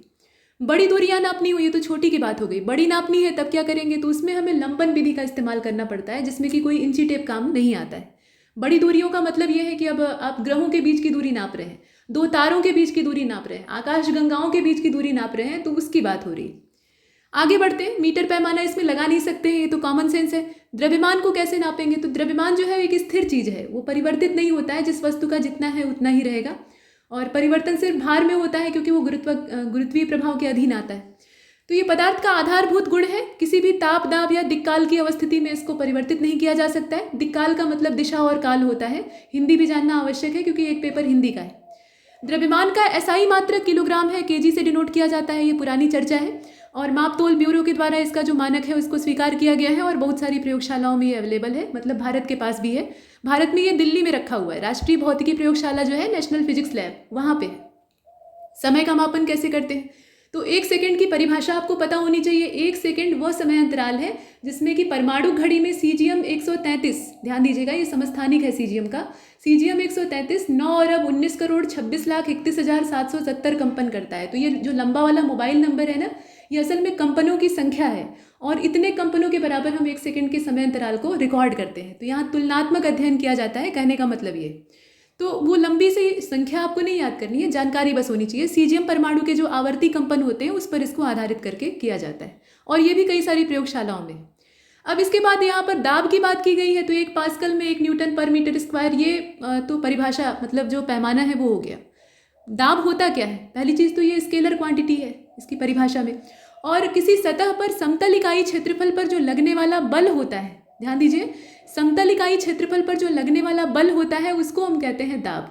तो दाब क्या है? एक परोक्ष बल ही है असल में, और दाब का मात्रक न्यूटन पर मीटर स्क्वायर होता है जिसे कि पास्कल भी कहा जाता है, और 1 पास्कल बराबर होता है 1 न्यूटन मीटर स्क्वायर के, मतलब दोनों बात एक ही है। पास्कल एक वैज्ञानिक का नाम था और न्यूटन भी वैज्ञानिक का नाम था।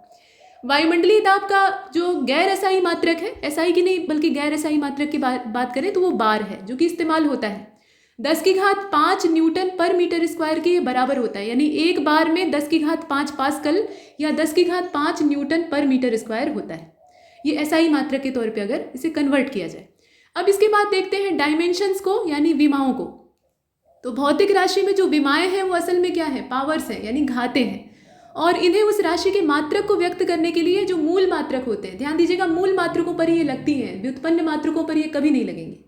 तो मूल मात्रकों के ऊपर इन्हें लगाया जाता है, और सारे जो मात्रक हैं उनको रिप्रेजेंट करने के लिए हम कैपिटल लेटर का इस्तेमाल करते हैं। एम से हम व्यक्त करते हैं, कैपिटल एम से हम व्यक्त करते हैं द्रव्यमान को, कैपिटल यल से हम व्यक्त करते हैं लंबाई को, कैपिटल टी से हम व्यक्त करते हैं ताप को, और ये महाशय कौन है? तो ये टेम्परेचर को व्यक्त करने का मात्रक है और इसको हम कहते हैं थीटा। ठीक है, और ये इसका स्मॉल लेटर है, थीटा ऐसे लिखा जाता है, थोड़ा सा डिजाइनदार। ठीक है, तो ताप के लिए हम थीटा का इस्तेमाल करते हैं, विद्युत धारा के लिए कैपिटल ए यूज करते हैं, ऐसा हम यहाँ पर लगाते हैं। और इससे जो सूत्र तैयार होता है घातों वाला उसको हम कहते हैं विमीय सूत्र। जैसे कि बल का विमीय सूत्र mL/T⁻⁻2 है, और जब हम पूरी विमा लिख लेते हैं तो उसके बाद उन्हें एक बड़े ब्रैकेट में ऐसे स्क्वायर ब्रैकेट जो होता है उसमें बंद कर देते हैं। और कार्य का विमीय सूत्र क्या होता है? तो आप जानते ही हैं mL²T⁻²। गतिज ऊर्जा और स्थितिज ऊर्जा का भी सेम यही विमीय सूत्र होता है। यहाँ आपने देखा। आगे चलते हैं। विमाहीन राशियां भी होती हैं जिनका कि मात्रक ही नहीं है या समान मात्रक है और संपूरक राशि के तौर पे या व्युत्पन्न राशि के तौर पे उसे कैलकुलेट किया गया, तो वहाँ से आप देखें कि उनकी विमाएं नहीं होंगी। जैसे विकृति की विमा नहीं होती है, तो लंबाई बटे लंबाई, लंबाई में परिवर्तन हो रहा है, ऊपर लंबाई की विमा और नीचे लंबाई की विमा कैंसिल हो गई, यानी कुछ नहीं बचा। तो इस तरह की स्थितियों में विमा नहीं होती है। और ऐसी राशियों में समतल कोण आता है, ठोस कोण आता है, आपेक्षिक घनत्व आता है, विशिष्ट गुरुत्व और इस तरह के और भी पॉइजन अनुपात जो है, और भी बहुत सारी राशियां हैं, तो वो सब आती हैं। अब यहाँ पे 10 की घातों के चिन्हों को देख लेते हैं। तो 10 की घात में आप माइनस प्लस दोनों देखिए, यहाँ से आपको काफ़ी चीज़ें क्लियर होंगी। 10⁻⁻1 है तो उसको हम डेसी कहते हैं, स्मॉल डी से व्यक्त करते हैं। 10⁻2 है, 10⁻2 का मतलब है 1/100, यानी 100 से आप 1 में भाग देंगे, जो क्वांटिटी आपको प्राप्त होगी वो वाली, तो उसको हम सेंटी कहते हैं। मतलब ये कोटि जो है ना, ये सेंटी की है, स्मॉल सी से इसको व्यक्त करते हैं। और 10⁻³ है तो इसको मिली कहते हैं। 10⁻6 है तो ये छोटा होता गया है, ध्यान दीजिए, ये सबसे बड़ा है, और बाकी नीचे आप देख रहे हैं ना जो 10⁻18 वो सबसे छोटा है। तो आगे चलते हैं। अब देखिए इसमें 10⁻6 ये माइक्रो है, इसको म्यू से व्यक्त करते हैं। म्यू जो है वो यू की ही शक्ल का एक ग्रीक अक्षर होता है। जैसे अंग्रेजी के अल्फ़ाबेट होते हैं ना, वर्णमाला होती है, वैसे ही ग्रीक भाषा में भी होती है। उसमें alpha, beta, gamma, theta, delta, omega, zeta, epsilon, इस तरह के जो अल्फ़ाबेट हैं वो आते हैं। तो उसी में एक होता है म्यू। म्यू से व्यक्त करते हैं माइक्रो को, और नैनो के लिए हम स्मॉल एन का इस्तेमाल करते हैं, 10⁻⁻9 की कोटि होती है। पिको के लिए हम स्मॉल पी यूज़ करते हैं, 10⁻12, और 10⁻15 है तो उसके लिए हम फर्मी या फेम्टो, दोनों एक ही चीज़ है, तो इसका इस्तेमाल करते हैं, एफ से डिनोट करते हैं। यहाँ 10⁻18 है, एटो कहा जाता है, स्मॉल ए से इसको व्यक्त करते हैं। ये तो नेगेटिव पावर को हमने देखा। बड़े वाले को देख लेते हैं। तो 10 अगर 1 है, यहाँ प्लस है, ध्यान दीजिएगा, तो ये डेका है, डी ए से इसको व्यक्त करते हैं। और इसमें जैसे जैसे हम नीचे जाएंगे मान बढ़ेगा। इसमें क्या होता है, नीचे जाने पे मान में कमी आती है। 10⁻2 है यानी 100 है तो उसको हेक्टो कहेंगे, स्मॉल एच से व्यक्त करेंगे। 10⁻3 है यानी 1000 तो इसको किलो में यानी स्मॉल के से व्यक्त करेंगे। 10 टू द पावर अगर 6 है, देखिए 10 टू द पावर -6 था तो माइक्रो था, 10 टू द पावर 6 है तो उसको मेगा कहेंगे, 10 टू द पावर 9 है तो उसको गीगा कहेंगे, जी से व्यक्त करेंगे और वो कैपिटल होगा। 10 टू द पावर 12 है तो उसको टेरा कहेंगे, यहाँ पीको था ना तो यहाँ टेरा है, उसका उल्टा प्लस माइनस में आप ऐसे याद कर सकते हैं। कैपिटल टी से व्यक्त करते हैं, पेटा के लिए कैपिटल पी इस्तेमाल होता है, 10 टू द पावर 15 इसकी कोटि होती है और 10 टू द पावर 18 है तो उसको एक्सा से डिनोट करेंगे और उसके लिए जो सिंबल होगा वो कैपिटल ई होगा। अब यहाँ पर उनकी राशि मतलब भौतिक राशियाँ और उनके मात्रक के बारे में कुछ वन लाइनर फैक्ट है। तो समुद्र में छिपी हुई जो चीज़ होती है या कोई जहाज डूब गया या टाइटैनिक ही आपको खोजना है तो ऐसे में आप किस चीज़ का पता लगाएंगे। और एक और चीज़ होती है आइसबर्ग, यानी हिम छत्रक हिमशैल जो होते हैं, ये ध्रुवों से टूटी हुई बर्फ़ के टुकड़े अमूमन होते हैं जो कि समुद्र में ऐसे ही तैरते रहते हैं और ये बड़े ही जानलेवा होते हैं क्योंकि इनका जो हिस्सा ऊपर से दिखता है ये उतने ही नहीं होते हैं, इनका जो आधा से अधिक भाग है यानी मैक्सिमम पार्ट वो नीचे डूबा रहता है और सिर्फ एक छोटा सा भाग आपको ऊपर दिखाई देता है। तो ऐसी खतरनाक चीज़ का अंदाज़ा और टोह लेने के लिए इस्तेमाल होती है अल्ट्रासोनिक वेव्स और ये सोनार नाम का यंत्र इसी पर आधारित है। साउंड नेविगेशन एंड रेंजिंग इसका फुल फॉर्म है। पराश्रव्य तरंगे वही अल्ट्रासोनिक वेव्स इसमें इस्तेमाल होती हैं, मतलब उन्हें समुद्र में भेजा जाता है और वो उस चीज़ से टकरा कर वापस आती हैं, तो इससे हमें मालूम होता है। इसके बाद आगे चलते हैं। अल्ट्रासोनिक वेव्स से वाइब्रेट होने वाली और अल्ट्रासोनिक वेव्स को रिस्पॉन्स देने वाली वेल मछलियाँ भी होती हैं। थर्मो रजिस्टर को देख लीजिए तो ये एक ऐसा उपकरण होता है जो कि थर्मामीटर की तरह से ही काम करता है। इलेक्ट्रॉनिक थर्मामीटर आपने देखा ही होगा। तो ये उपकरण तापमान में जब परिवर्तन होता है तो उसके साथ अपने प्रतिरोध को बदल देता है। रेजिस्टेंस से यहाँ तात्पर्य है, ठीक है, रेजिस्टेंस का मतलब प्रतिरोध। क्रेस्कोग्राफ को जगदीश चंद्र बोस ने खोजा था और ये पौधों की वृद्धि के साथ साथ उनकी भावनाओं को भी नापता है। अगर आप पौधे को तोड़ मसल रहे हैं तो पौधा आपको रिकॉग्नाइज कर लेता है और आप जब उसके पास जाते हैं तो उसके अंदर भय के लक्षण दिखाई देते हैं। ये बातें बहुत से वैज्ञानिकों ने कही है लेकिन इसे कोई 100% प्रूव नहीं कर पाया है। इसके बाद आप देखें वर्ष 1900 में इसको खोजा गया था, गीगर काउंटर। और मजे की बात यह है कि ये भौतिक वैज्ञानिक थे और बायो में भी इनकी अतिशय रुचि थी। गीगर काउंटर एक गाइगर मूलर काउंटर, असल में गाइगर और मूलर नाम के दो साइंटिस्ट थे। काउंटर उपकरण का नाम है। ये एक पार्टिकल डिटेक्टर है जो कि आयनित विकिरण को नापने का काम करता है। कंप्यूटर के संदर्भ में अगर देखें तो बाइट जो है वो डिजिटल सूचना की सबसे छोटी इकाई है, ठीक है। बिट और बाइट है तो बाइट जो है वो एक छोटी इकाइयों में से एक है, बिट जो है वो उससे छोटा है। और यहाँ आप देख रहे हैं रिक्टर, ठीक है, रिक्टर। ये ध्यान दीजिएगा ना कि जो पॉइंट्स बने हुए वन लाइनर फैक्ट है तो उसमें ये वाला अलग है, ये वाला अलग है, ऐसा है, मिक्स है सब कुछ। तो रिक्टर जो है ये भूकंप की तरंगों की तीव्रता नापने का एक गणितीय पैमाना है। रिक्टर स्केल आप कहते हैं ना, वही चीज़। और बार दाब की इकाई है, 100 किलो यानी 10 टू द पावर 5 पास्कल के बराबर होता है। अब क्यूसेक की अगर बात करें, क्यूसेक भी एक शॉर्टकट है, इसका फुल फॉर्म होता है क्यूबिक फीट पर सेकेंड। तो ये जल का बहाव नापने की इकाई होती है। आपने सुना होगा ना, बांधों से इतने क्यूसेक पानी छोड़ दिया गया। वायुमंडल में ओजोन की परत की मोटाई अगर नापनी है तो आपको डॉप्सन का इस्तेमाल करना पड़ेगा। डॉप्सन भी एक साइंटिस्ट का नाम था और एक डॉप्सन इकाई जो है वो मानक ताप और दाब पर 10 माइक्रोमीटर ओजोन परत को व्यक्त करती है। ओजोन परत पे हम विस्तार से चर्चा करेंगे, फिलहाल हम इकोनॉमी को देखते हैं। और इसमें शब्दावली दी है और ये इसका पार्ट 1 है, यानी पार्ट 2 में और भी चीज़ें आपको मिलेंगी। तो पहला आपका इनफॉर्मल सेक्टर इंटरप्राइजेज यानी अनौपचारिक असंगठित क्षेत्र के उद्यम है। और निजी क्षेत्र के उद्यम जिनमें कि मजदूरी पाने के लिए वाले जो श्रमिक हैं उनकी संख्या सामान्यतः 10 से ज़्यादा नहीं होती, उनको इस कैटेगरी में डाला गया है। अदृश्य मदें क्या होती हैं? तो ये जो इनविजिबल है इसमें संयुक्त संतुलन के चालू खाते की मदें जिसमें कि दिखाई देने वाली दृश्य वस्तुएं नहीं होती हैं, इनको अदृश्य मदें कहा जाता है। और ये मुख्य रूप से वो सेवाएं होती हैं जिसमें कि पर्यटन को आप ले सकते हैं, जहाजरानी, वायु परिवहन, इसके अलावा बीमा, बैंकिंग और वित्तीय सेवाएं, ये सब आती हैं। और इन्हीं में हम विदेश से जो हमें उपहार प्राप्त होता है, लेन देन होता है, धन का निजी खाता पर अंतरण होता है, सरकारी अनुदान को भी इसी में ऐड करते हैं, ब्याज, लाभ, लाभांश, ये सब कुछ इसी में आ जाता है। तो क्या क्या आता है ये आपको पता होना चाहिए। अवमूल्यन को देख लीजिए, डिवैल्यूएशन की बात हो रही है। तो विनिमय दर में जब गिरावट होती है तो उसके कारण विदेशी मुद्राओं की इकाइयों के रूप में आंतरिक मुद्रा की कीमत कम हो जाती है और ये स्थिति कहलाती है अवमूल्यन। अवसर लागत क्या है? Opportunity cost. तो यह किसी कार्य या मूल्यमान के संदर्भ में परिभाषित की जाती है और अस्वीकार किए गए विक्रय मूल्य के, माफ कीजिए, विकल्प मूल्य के बराबर होती, विकल्प के मूल्य के बराबर होती। कैजुअल वेग लेबरर को देख लीजिएगा, ये क्या है? आकस्मिक दिहाड़ी मजदूर। तो ये ऐसे लोग होते हैं जो कि अन्य लोगों के खेतों या उपक्रमों में दैनिक दिहाड़ी के लिए काम करते हैं, मतलब उन्हें रोज पगार मिलती।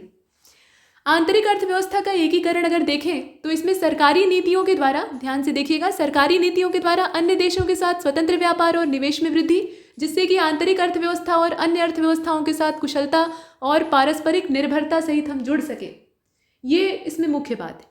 तो आंतरिक अर्थव्यवस्था को हम एकीकृत करेंगे तभी तो वैश्वीकरण के साथ पैर से पैर मिला पाएंगे। अब इसके बाद आयात प्रतिस्थापन को देख रहे हैं आप, इम्पोर्ट सब्सटीट्यूशन की बात हो रही है। सरकार की आर्थिक विकास की एक ऐसी नीति है, ये जो सब्सटीट्यूशन की पद्धति है ना, ये असल में गवर्नमेंट की पॉलिसी है जिसमें कि आयात की जा रही वस्तुओं का स्थान देश की स्वनिर्मित वस्तुएं लेती हैं। मतलब बाहर से हम क्यों मंगाएं जब हम अपने यहाँ बना ले रहे हैं। तो मेड इन इंडिया वाला कॉन्सेप्ट है और इस नीति में आयात नियंत्रण, आयात शुल्क और अन्य जो नियंत्रण हैं उनको अपनाया गया है। और इस नीति के ध्येय की प्राप्ति के लिए आंतरिक उद्योगों को आत्मनिर्भरता मिलनी चाहिए और रोजगार संवर्धन होना चाहिए, तभी तो आंतरिक उद्योग फलेंगे फूलेंगे। और आयात शुल्क को तो आप जानते ही हैं, टैरिफ कहा जाता है। आयात कर वह कर है जो कि प्रति इकाई या मूल्यानुसार निर्धारित होता है। और आयात शुल्क की बाधाओं की अगर हम बात करें, जो बैरियर्स होते हैं, तो आयात पर लगाए गए कर होते हैं सरकार के द्वारा। इंपोर्ट लाइसेंसिंग को अगर देखें तो किसी देश में वस्तु के आयात की सरकार की ओर से मिलने वाली अनुमति होती है। प्रोडक्टिविटी क्या होती है, तो श्रम या पूंजी की दक्षता में वृद्धि से उनकी उत्पादकता भी बढ़ जाती है। दक्षता बढ़ेगी तो सीधी बात है कि प्रोडक्टिविटी बढ़ेगी। और ये शब्द प्रायः श्रम की आगत की उत्पादकता के संदर्भ में इस्तेमाल किया जाता है। उपनिवेशवाद क्या है, तो कॉलोनिज्म जो है ये पहले से चला आ रहा है और युद्ध में विषय या अन्य विधियों का प्रयोग करके किसी दूसरे देश को अपने अधीन बनाना और उसके संसाधनों का अपनी मर्जी मुताबिक इस्तेमाल करना, जैसे ब्रिटेन ने हमारे साथ किया। तो इस तरह की चीज को कहा जाता है उपनिवेशवाद। अब इसके बाद उपभोग समुच्चय को आप देख रहे हैं, कंज्यूमशन बास्केट इसको कहा जाता है असल में। तो किसी परिवार द्वारा मतलब उपभोग टोकरी भी कहते हैं कहीं कहीं, बास्केट का शाब्दिक अर्थ टोकरी होता है, समुच्चय भी कह सकते हैं। किसी परिवार द्वारा उपयुक्त वस्तुओं और सेवाओं का समूह जिसका प्रयोग जनता के उपभोग के स्वरूप का अनुमान लगाने के लिए किया जाता है। सांख्यिकी संस्थान इसका निर्धारण करता है। और भारत में स्थिति क्या है कि राष्ट्रीय प्रतिदर्श सर्वेक्षण संगठन उपभोग समुच्चय में 19 वस्तुओं को सम्मिलित करता है। कितनी चीजें हैं? 19। और ये कौन कौन सी हैं, तो इसमें आप जो मुख्य हैं उनको देखिए, बाकी 19 को देखने की आवश्यकता नहीं। अनाज पहली प्राथमिकता है, उसके बाद दलहन और मिल्क प्रोडक्ट है, डेयरी प्रोडक्ट है, और खाद्य तेल है, साथ में सब्जियां हैं और वस्त्र हैं। मतलब जो बेसिक रिक्वायरमेंट वाली चीज़ें हैं वो शामिल है। उद्यम को देखते हैं, तो किसी व्यक्ति या समूह के स्वामित्व वाला उपक्रम जो कि मुख्यतः बिक्री के ध्येय से वस्तुओं और सेवाओं के उत्पादन और वितरण का काम करता है, उसको हम एंटरप्राइज कहते हैं। अब इसके बाद आप ऊर्जा दक्षता ब्यूरो को देखिए, एनर्जी इफिशियंसी वाला सरकारी संस्था है और इसका उद्देश्य ऐसी नीतियों और रणनीतियों का विकास करना है जो कि बाजार सिद्धांतों को बल दे, यानी ताकत दे। और ये अर्थव्यवस्था के विभिन्न क्षेत्रों में ऊर्जा संरक्षण को भी बढ़ावा देता है जो कि देश की आवश्यकता है, और विद्युत अपव्यय को ये रोकने का काम करता है, बिजली का जो मिसयूज होता है। एकाधिकारी और प्रतिबंधकारी व्यापार अधिनियम जो है, यानी मोनोपोलीज और रेस्ट्रिक्टिव ट्रेड प्रैक्टिसेस एक्ट इसे कहा जाता है। तो इस अधिनियम को व्यापारियों की एकाधिकारी और जनहित बाधक व्यवहारिक प्रविष्टियों पर नियमित करने के लिए, मतलब उनका नियमन करने के लिए, ताकि उनका एकाधिकार न हो पाए और लोगों का फायदा ही हो, तो इसके लिए इसको लागू किया गया। इक्विटीज़ के बारे में देखिए, ये परिभाषाएं काम की हैं। किसी कंपनी की चुकता पूंजी के समान मूल्यधारी अंश को कहा जाता है इक्विटी, और इनके धारक ही कंपनी के वास्तविक स्वामी होते हैं। कंपनी में मताधिकार प्राप्त होता है, लाभांश पाने के अधिकारी होते हैं। कर प्राप्ति कर क्या होता है, तो ये जो कास्केडिंग इफेक्ट है इसको देखें, तो करों के कारण वस्तु की कीमतों में अनुपात से अधिक वृद्धि हो जाती है, और ये प्रायः अनेक चरणों में लगने वाले करों का नतीजा होती है। जैसे कि उत्पादन शुल्क की राशि को वस्तु की उत्पादन लागत में जोड़कर और उस पर फिर से आपने विक्रय कर लगा दिया, तो एक बार कर लगा ही था, फिर से एक कर लग गया, तो इसका मतलब क्या है, दाम लगातार बढ़ेगा।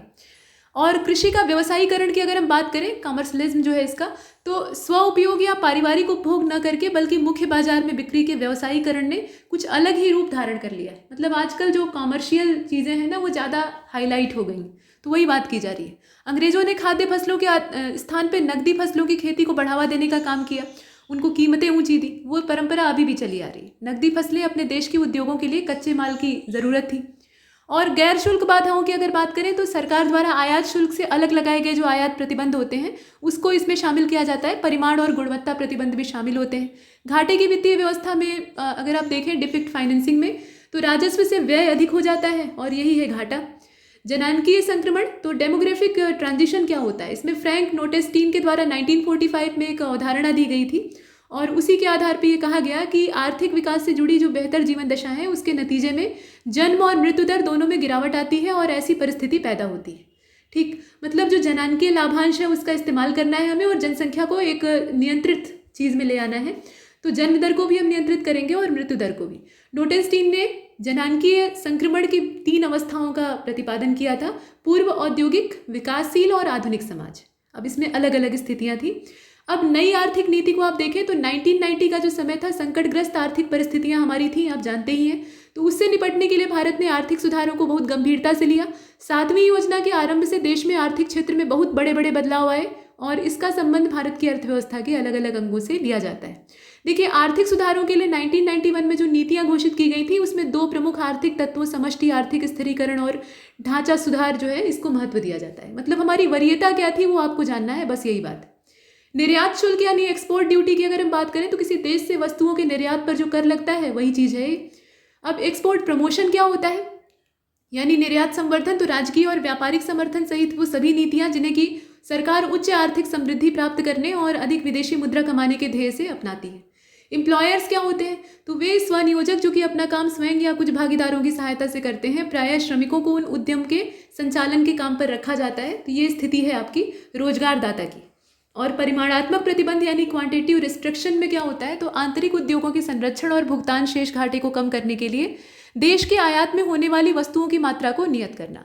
पारिवारिक श्रम और श्रमिक परिवार के खेत यानी फैमिली लेबर वर्कर की बात करें तो ये उद्योग उद्यम आदि में नगद या वस्तु स्वरूप मजदूरी पाने की इच्छा के बिना जो काम करने वाला व्यक्ति होता है, मतलब उसे किसी मजदूरी की इच्छा नहीं होती है, वो परिवार के काम के तौर पे उसे कर रहा होता है, तो उसको उसके लिए ये शब्द इस्तेमाल होता है, मतलब फैमिली लेबर।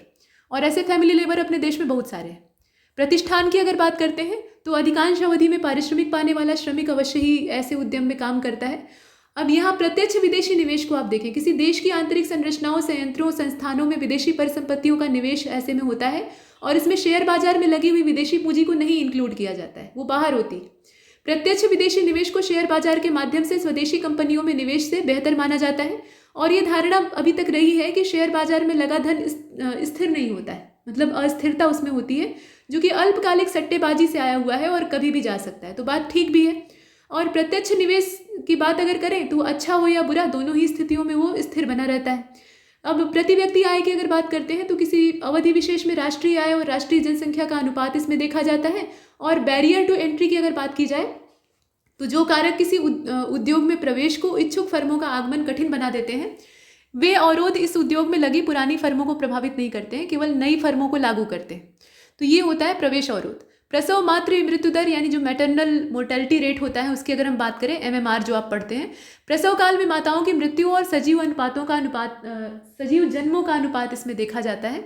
कई बार ऐसा होता है कि माता और बच्चा दोनों मर जाते हैं, कई बार ऐसा होता है कि बच्चा बच जाता है, माता मर जाती है। तो दोनों ही स्थितियों का अनुपात है।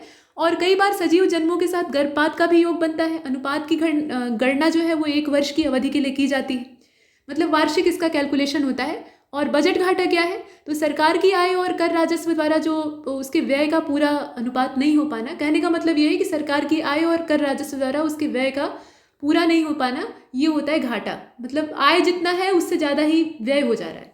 और ब्रूटलैंड कमीशन को देखें तो ये 1983 का है, संयुक्त राष्ट्र के द्वारा पर्यावरण की समस्याओं के अध्ययन के लिए इसको नियुक्त किया गया था और यहीं से निकल कर आया था सस्टेनेबल डेवलपमेंट का कॉन्सेप्ट। सामान्य हिंदी में हम विलोम शब्दों का पहला भाग देखने जा रहे हैं। यहाँ देखिए आप शब्द विलोम दिया हुआ है, कॉलम बने हुए हैं। तो यहाँ आप देख रहे हैं शब्द, यहाँ इसका विलोम, वैसे ही शब्द विलोम ये चलेगा। उत्तम का अधम होता है, अरुचि का सुरुचि होता है, संकुचन आकुचन, संकुचन का प्रसारण होता है, मतलब सिकोड़ने का फैलाना। आदिष्ट का निषिद्ध होता है, निर्दिष्ट होता है, असल में यहाँ पे निषिद्ध लिखा हुआ है। ईषद का अलम होता है, आगम का लोप होता है। उपाय का निरुपाय, प्रसारण का संकुचन, ये आपने पीछे भी देख लिया। ईद का मुहर्रम, ईद मतलब खुशी, मुहर्रम मतलब मातम। ईश का अनीश होता ही है। औपन्यासिक का अनौपन्यासिक, ग्राम्य का शिष्ट हो जाएगा। दाता का सूम हो जाएगा, सूम मतलब कंजूस होता है। ईशद का अलम आपने पीछे ही देखा। उद्धत का विनत होता है, यहाँ उधम नहीं बल्कि उद्धत होगा। इसके बाद अभिज्ञ का अनभिज्ञ होता है। तांडव का लास्य होता है। चिन्मय का जड़ होता है। दुर्दांत का शांत होता है। पूर्ववत का नूतनवत और आवर्तक का व्यावर्तक हो जाएगा। अभिज्ञ का अज्ञ होता है। अभिज्ञ मतलब जानकार, अज्ञ मतलब मूर्ख यानी अज्ञानी। विनीत का धृष्ट हो जाएगा। उद्धत जो है वो सबसे अच्छा विलोम है। घरेलू का बनैला हो जाएगा। भोंडा भद्दा या कुरूप है तो उसके लिए हम एक ही शब्द इस्तेमाल करेंगे, सुंदर। आत्मा का अनात्मा हो जाएगा। आत्मा का परमात्मा भी हो सकता है, वो भी कर सकते हैं। और उत्तेजित का शमित हो जाएगा। इसके बाद आप देखें ईशद का अलम के नीचे रथी का विरथी, रथ पे जो सवार है वो रथी है, जो बिना रथ का है वो विरथी है। क्षुद्र का महत, क्षुद्र मतलब छोटा, महत मतलब बड़ा। ताना का भरनी, ताना मतलब धागा, भरनी मतलब रील या बाबिन आप कह सकते हैं। भूलोक का द्युलोक हो जाएगा, द्युलोक मतलब स्वर्गलोक। षंड का मर्द हो जाएगा, षंड जो है वो सांड के लिए भी इस्तेमाल होता है और नपुंसक के लिए भी इस्तेमाल होता है।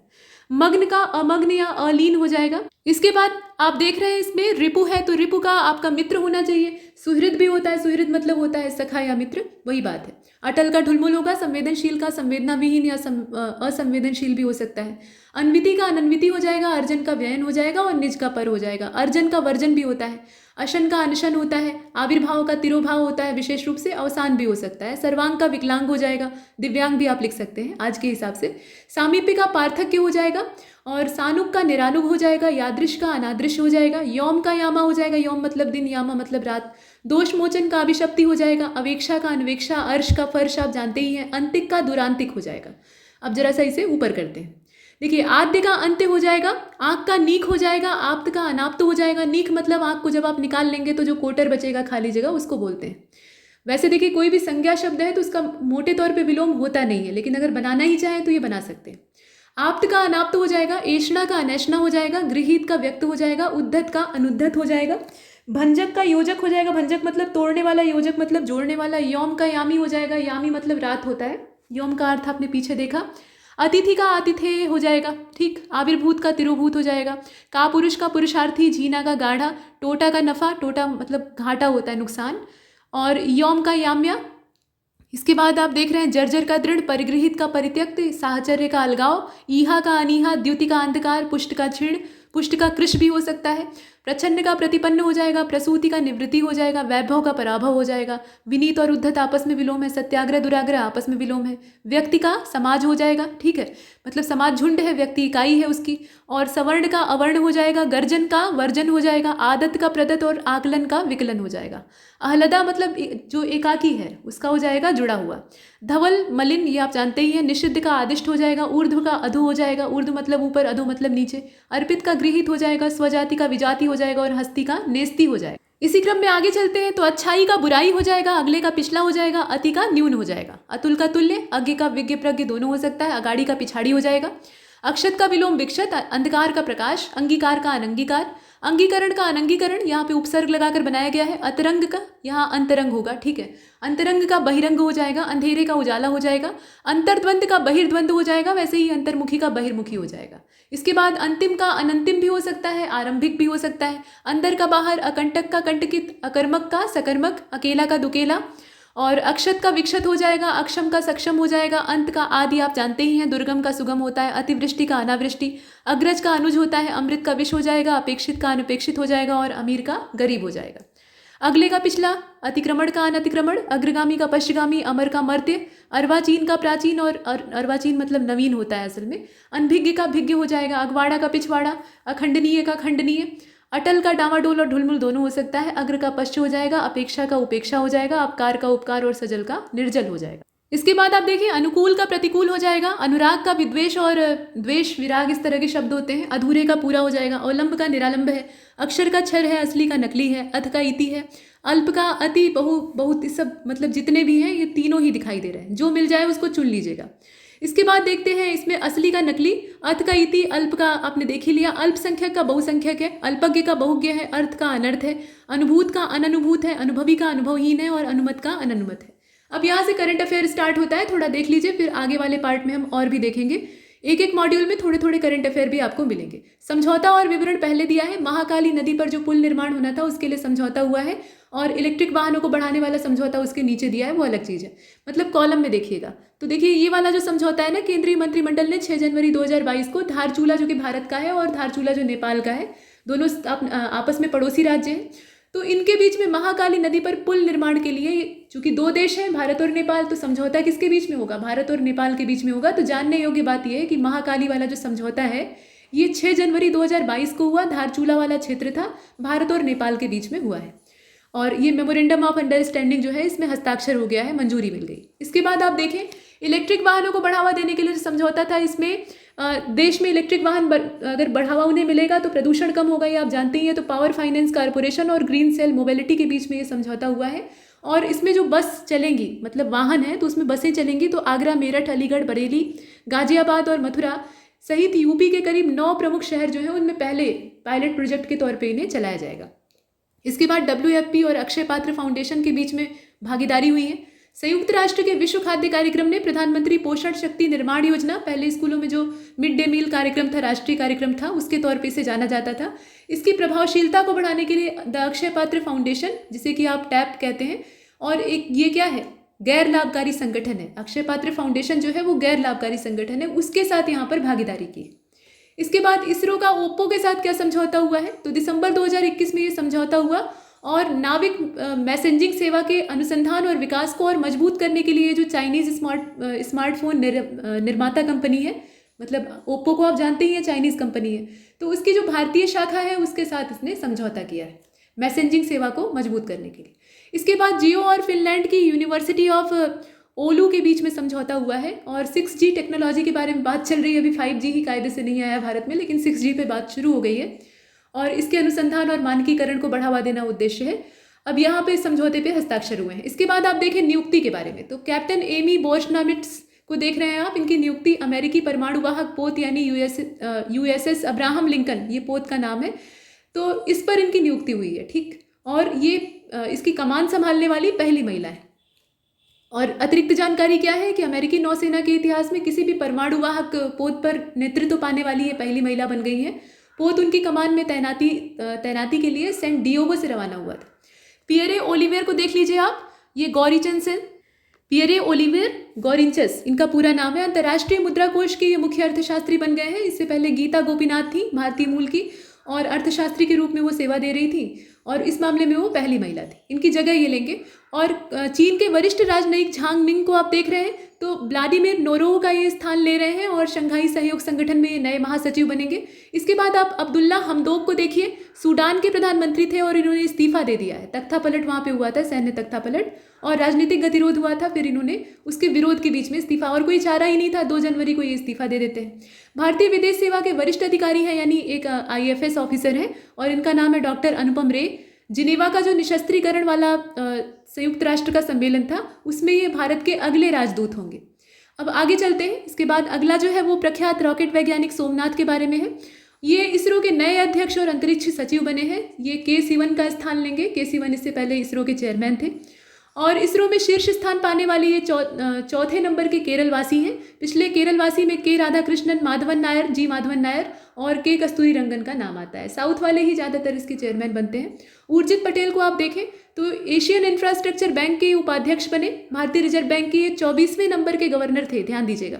विजयपाल शर्मा की अगर बात की जाए तो कृषि लागत और मूल्य आयोग यानी CACP के अध्यक्ष, और जून 2016 में CACP के अध्यक्ष के तौर पर इन्हें पहली बार नियुक्त किया गया था। तिरुमूर्ति कौन है, तो संयुक्त राष्ट्र सुरक्षा परिषद UNSC के बारे में इसमें मतलब यहाँ पे इनकी नियुक्ति हुई है। और 15 देशों में UNSC का एक अस्थायी, भारत के संदर्भ में अगर देखा जाए तो अस्थायी सदस्य इसका है। भारत की 2 साल की सदस्यता 31 दिसंबर 2022 को समाप्त हो जाएगी। अस्थायी सदस्यता का यही मतलब होता है। तो यहाँ पर संयुक्त राष्ट्र सुरक्षा परिषद की जो आतंकवाद विरोधी समिति है उसके ये अध्यक्ष बने। इनका नाम क्या है, TS तिरुमूर्ति। इसके बाद रॉबर्टा मेट्सोला का नाम आप देख रहे हैं, यूरोपीय संघ की संसद की ये अध्यक्षा हैं। इसके बाद हैथम अल घैंस का नाम आप देख रहे हैं, हैथम अल घैंस इनका नाम है। कुवैत के जो पेट्रोलियम निर्यातक मतलब OPEC राष्ट्र हैं उसके ये नए महासचिव बने और इनका जो कार्यकाल है वो 1 अगस्त से शुरू होगा, मतलब शुरू हो चुका है। इसके बाद आयशा मलिक को आप देखें, सुप्रीम कोर्ट की ये पहली महिला जज बनी है और लाहौर हाई कोर्ट के न्यायाधीश के रूप में इससे पहले काम कर रही थी। दुर्गा शंकर मिश्रा जी क्यों नाम इनका है, तो ये नए मुख्य सचिव बने हैं उत्तर प्रदेश सरकार के, और इससे पहले थे RK तिवारी, उनका ये स्थान लेंगे। अब इसके बाद जो हमारी टेबल है उसमें आप कॉलम बने देख रहे हैं, पुरस्कार और सम्मान विजेता और संगठन का नाम, विवरण इत्यादि दिया है। International association of working women award जो था ये सुष्मिता सेन को दिया गया है। Washington DC south Asian film festival जो था उसमें 2021 के खिताब में। और इनका जो शो था आर्या 2, इसके लिए ये टीवी श्रृंखला थी, मतलब टीवी सीरीज थी, उसके लिए इन्हें एक महिला अभिनेता के तौर पे उत्कृष्ट प्रदर्शन के लिए ये सम्मान दिया गया है। गिनीज वर्ल्ड रिकॉर्ड 2022 का पहला विश्व रिकॉर्ड, मतलब ये JC चौधरी के बारे में बात हो रही है, भारत की शीर्ष अंक शास्त्रियों में से एक है और यह रिकॉर्ड अंक विज्ञान में उन्होंने पहली बार लगभग 6000 प्रतिभागियों को प्राचीन विज्ञान के बारे में शिक्षित करके हासिल किया है। 12वां भारत रत्न अंबेडकर पुरस्कार ये 2015 में जो फिल्म आई थी बजरंगी भाईजान, उसमें काम करने वाली हर्षाली मल्होत्रा को दिया गया था और महाराष्ट्र के राज्यपाल श्री भगत सिंह कोश्यारी के सौजन्य से। अब यहाँ पे महाराष्ट्र सरकार ने आगामी 73वें गणतंत्र दिवस में एक भाग के रूप में डॉक्टर बाबा साहेब भीमराव अंबेडकर की स्मृति में भारत रत्न डॉक्टर अंबेडकर राष्ट्रीय पुरस्कार समारोह का आयोजन किया था। ये 2022 का संस्करण था, याद रखिएगा। इसके बाद आप देख रहे हैं वैश्विक महिला स्वास्थ्य टेक पुरस्कार को। तो इसके बारे में अगर देखा जाए, और इस स्वास्थ्य टेक पुरस्कार को देने वाला जो समूह है वो विश्व बैंक समूह है, कंज्यूमर टेक्नोलॉजी एसोसिएशन और विश्व बैंक समूह, इनके साथ इनका सामूहिक यहाँ पे आयोजन है।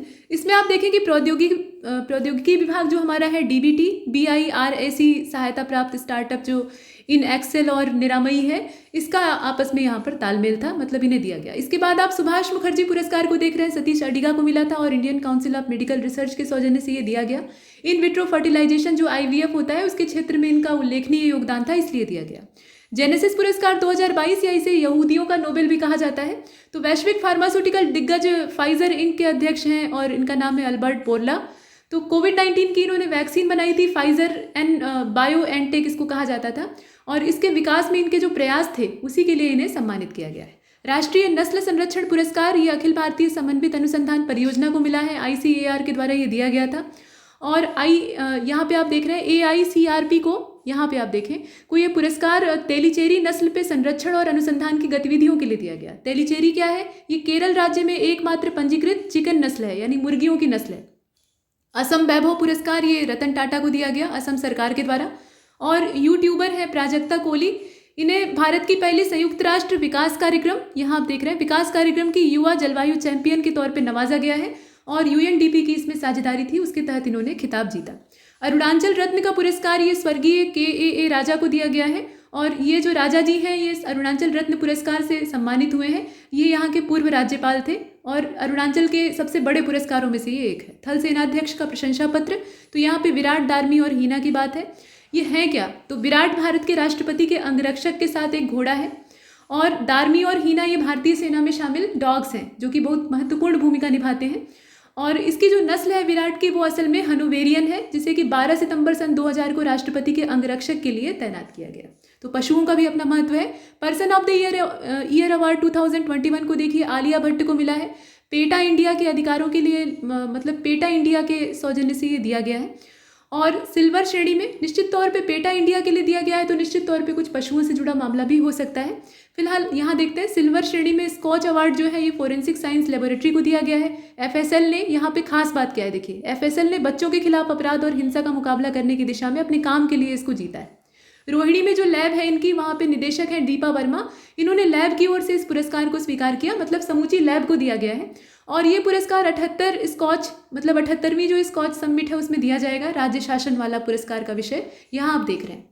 स्कॉच साहित्य पुरस्कार की अगर बात करें तो rising to the China challenge, winning through strategic patience, ये यहाँ पे इसका विजेता है। और ये जो पुस्तक है देखिए, ये जो नाम आप देख रहे हैं ना, किताब का नाम है, ये पुस्तक पुणे इंटरनेशनल सेंटर के मुख्य सदस्यों के द्वारा लिखी गई। नेक्स्ट खास बात ये है कि देखिए पुस्तक के प्रकाशक कौन है, तो रूपा पब्लिकेशन लिमिटेड है। 2021 में इसका पब्लिकेशन हुआ था। असम में एक मिशन संचालित हुआ था जिसको कि स्कॉच अवार्ड मिला गया, यहाँ पे दिया गया। मिशन परवरिश इसका नाम था, यहाँ आप देख रहे हैं। और 6 माह से 5 साल की उम्र के बच्चों में कुपोषण को दूर करने के उद्देश्य से इसको शुरू किया गया 9 जनवरी सन 2022 को। और दक्षिणी असम का जो कछार जिला है उसके वहाँ के लिए, मतलब वहाँ के लिए इस स्कॉच पुरस्कार को दिया गया। 2021 का ये संस्करण है, ध्यान दीजिएगा। सुभाष चंद्र बोस आपदा प्रबंधन पुरस्कार गुजरात आपदा प्रबंधन संस्थान को मिला है, और सिक्किम का जो राज्य आपदा प्रबंधन संस्थान है उसको मिला है। संस्थागत श्रेणी में गुजरात को मिला है, और जो व्यक्तिगत श्रेणी है उसमें उपाध्यक्ष विनोद शर्मा जी हैं सिक्किम आपदा प्रबंधन वाले के, तो उनको दिया गया है। प्रधानमंत्री जी के द्वारा दिया गया है ये पुरस्कार, और दोनों ही आपदा प्रबंधन में उनके उत्कृष्ट कार्य के लिए मतलब राज्यवार इन्हें पुरस्कारों से नवाजा गया है।